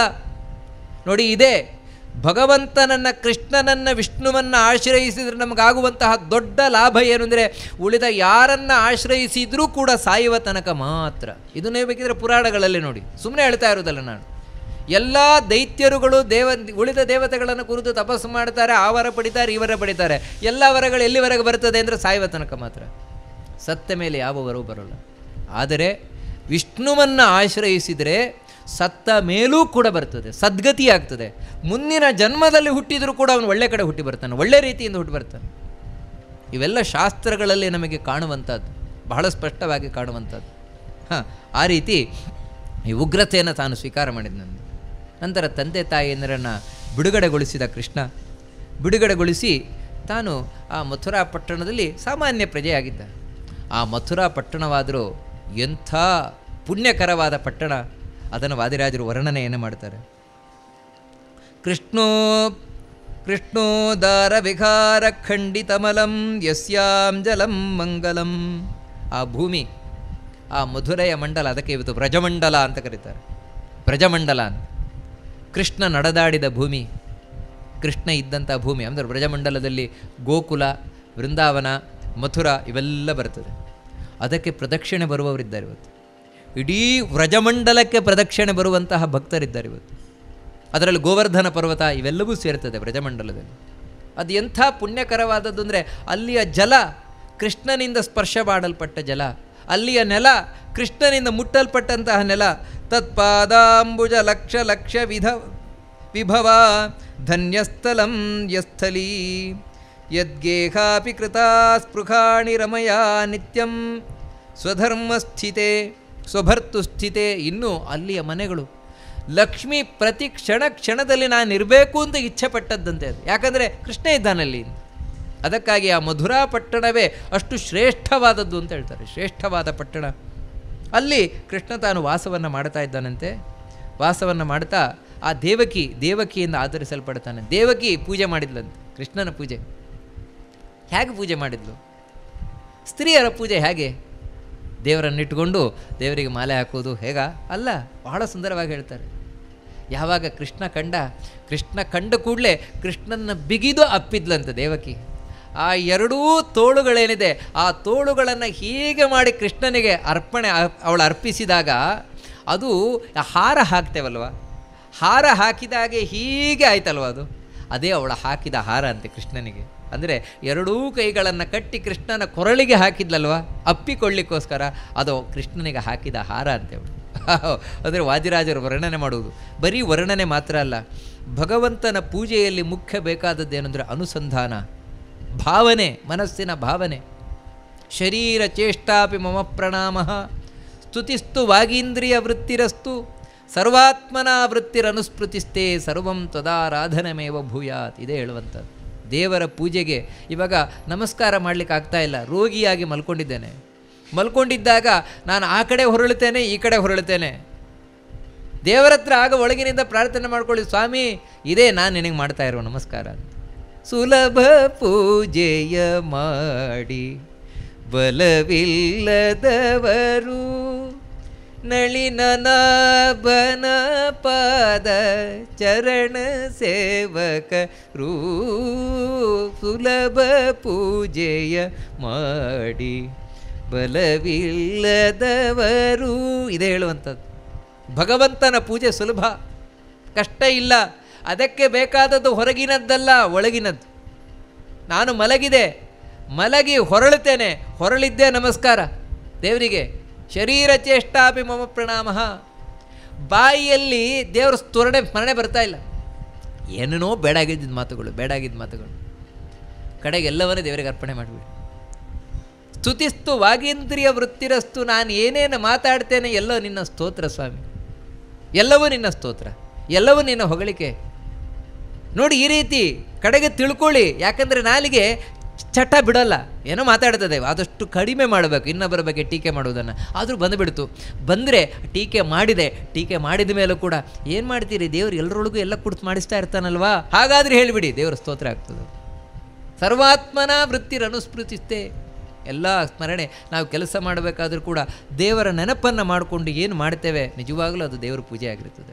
ದೇವರ ಪೂಜೆ ಮಾಡಬೇಕಾದರೂ ಕೂಡ ದೇವರ ನೆನಪಿಲ್ಲ ಅಂತ ಹೇಳಿದ್ರೆ ಅದು ದೇವರ ಪೂಜೆ ಆಗೋಲ್ಲ. ಅದು ಬಿಟ್ಟು ಬೇರೆ ಕೆಲಸ ಮಾಡಬೇಕಾದ್ರೂ ಕೂಡ ದೇವರ ನೆನಪನ್ನಿಟ್ಟುಕೊಂಡು ಮಾಡಿದಾಗ ಅದು ದೇವರ ಪೂಜೆ ಆಗ್ತದೆ. ಹಾಗೆ ದೇವಕಿ ತಾನು ದೇವರ ಪೂಜೆಯನ್ನು ಮಾಡಿದ್ಲಂತೆ. ಮುಂದೆ ಕೃಷ್ಣನಿಗೆ ಉಪನಯನ ಆಯಿತು. ಕೃಷ್ಣ ಸಾಂದೀಪಿನಿಗಳ ಬಳಿ ಹೋದ. 64 ದಿನದಲ್ಲಿ 64 ವಿದ್ಯೆಯನ್ನು ಕೃಷ್ಣ ತಾನು ಸಂಪಾದನೆಯನ್ನು ಮಾಡಿದ. ಅಂದರೆ ಸಾಂದೀಪಿನಿಗಳಿಗೆ ಅನುಗ್ರಹ ಮಾಡಲಿಕ್ಕೋಸ್ಕರ ಮತ್ತೆ ಮರಳಿ ಬಂದ. ಮುಂದೆ ಕೃಷ್ಣನ ಯೌವನದ ಜೀವನ. ಕೃಷ್ಣ ಕಂಸನನ್ನು ಕೊಂದದ್ದು ಗೊತ್ತಾಯಿತು ಜರಾಸಂಧನ ಪ್ರವೇಶ ಅವಾಗಾಯಿತು.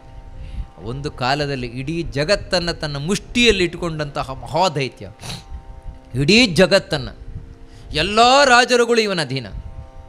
ಈ ಜರಾಸಂಧನಾದರೂ ಸಾಮಾನ್ಯ ಅಲ್ಲ, ಇವನಿಗೆ ಬ್ರಹ್ಮನವರ ಶಿವನವರ, ಅಸಾಮಾನ್ಯನಾದ ಶಿವಭಕ್ತ. ಜರಾಸಂಧ ಅಲ್ಲ, ಶಿವಭಕ್ತನಾಗಿರುವುದು ಕೆಟ್ಟದಲ್ಲ, ಒಳ್ಳೆಯದೇ. ಆದರೆ ವಿಷ್ಣು ದ್ವೇಷಿ ಇವನು, ಮಹಾವಿಷ್ಣು ದ್ವೇಷಿ ಜರಾಸಂಧ. ಇಂಥ ಜರಾಸಂಧನಿಗೆ ಗೊತ್ತಾಯಿತು. ಯಾಕಂದರೆ ಕಂಸ ಅವನ ಅಳಿಯ, ಅಸ್ಥಿಪ್ರಾಸ್ತಿ ಅಂತ ತನ್ನ 2 ಹೆಣ್ಣು ಮಕ್ಕಳನ್ನು ಕೊಟ್ಟಿದ್ದ ಕಂಸನಿಗೆ. ತನ್ನ 2 ಹೆಣ್ಣು ಮಕ್ಕಳು ಯಾವಾಗ ವಿಧವೆಯರಾಗಿ ಬಂದರೂ ಆ ಕೃಷ್ಣನನ್ನು ಕೊಲ್ಲಬೇಕು ಅಂತ ಹೇಳಿ ತಾನು ಹೊರಟ.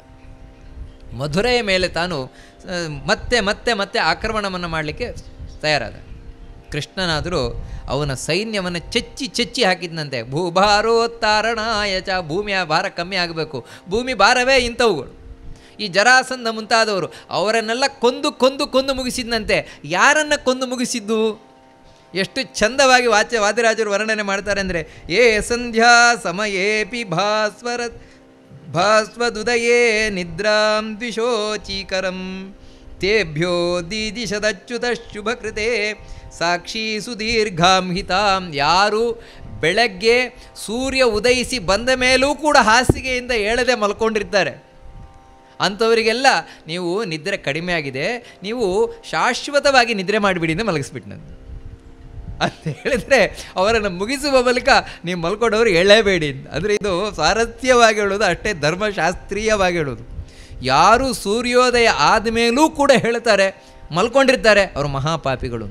ಯಾಕಂತೇಳಿದರೆ ಪ್ರತಿದಿನವೂ ಕೂಡ ನಮ್ಮ ಮನೆಯ ಮುಂದೆ ಬಂದು ನಿಲ್ಲುವ ದೇವರು ಯಾರು ಅಂದರೆ ಸೂರ್ಯ, ಸಾಕ್ಷಾತ್ ದೇವರು. ಯಾಕಂದರೆ ದೇವರನ್ನು ನಾನು ಕಣ್ಣಾರೆ ಕಾಣಬೇಕು ಅಂದರೆ ಸೂರ್ಯ.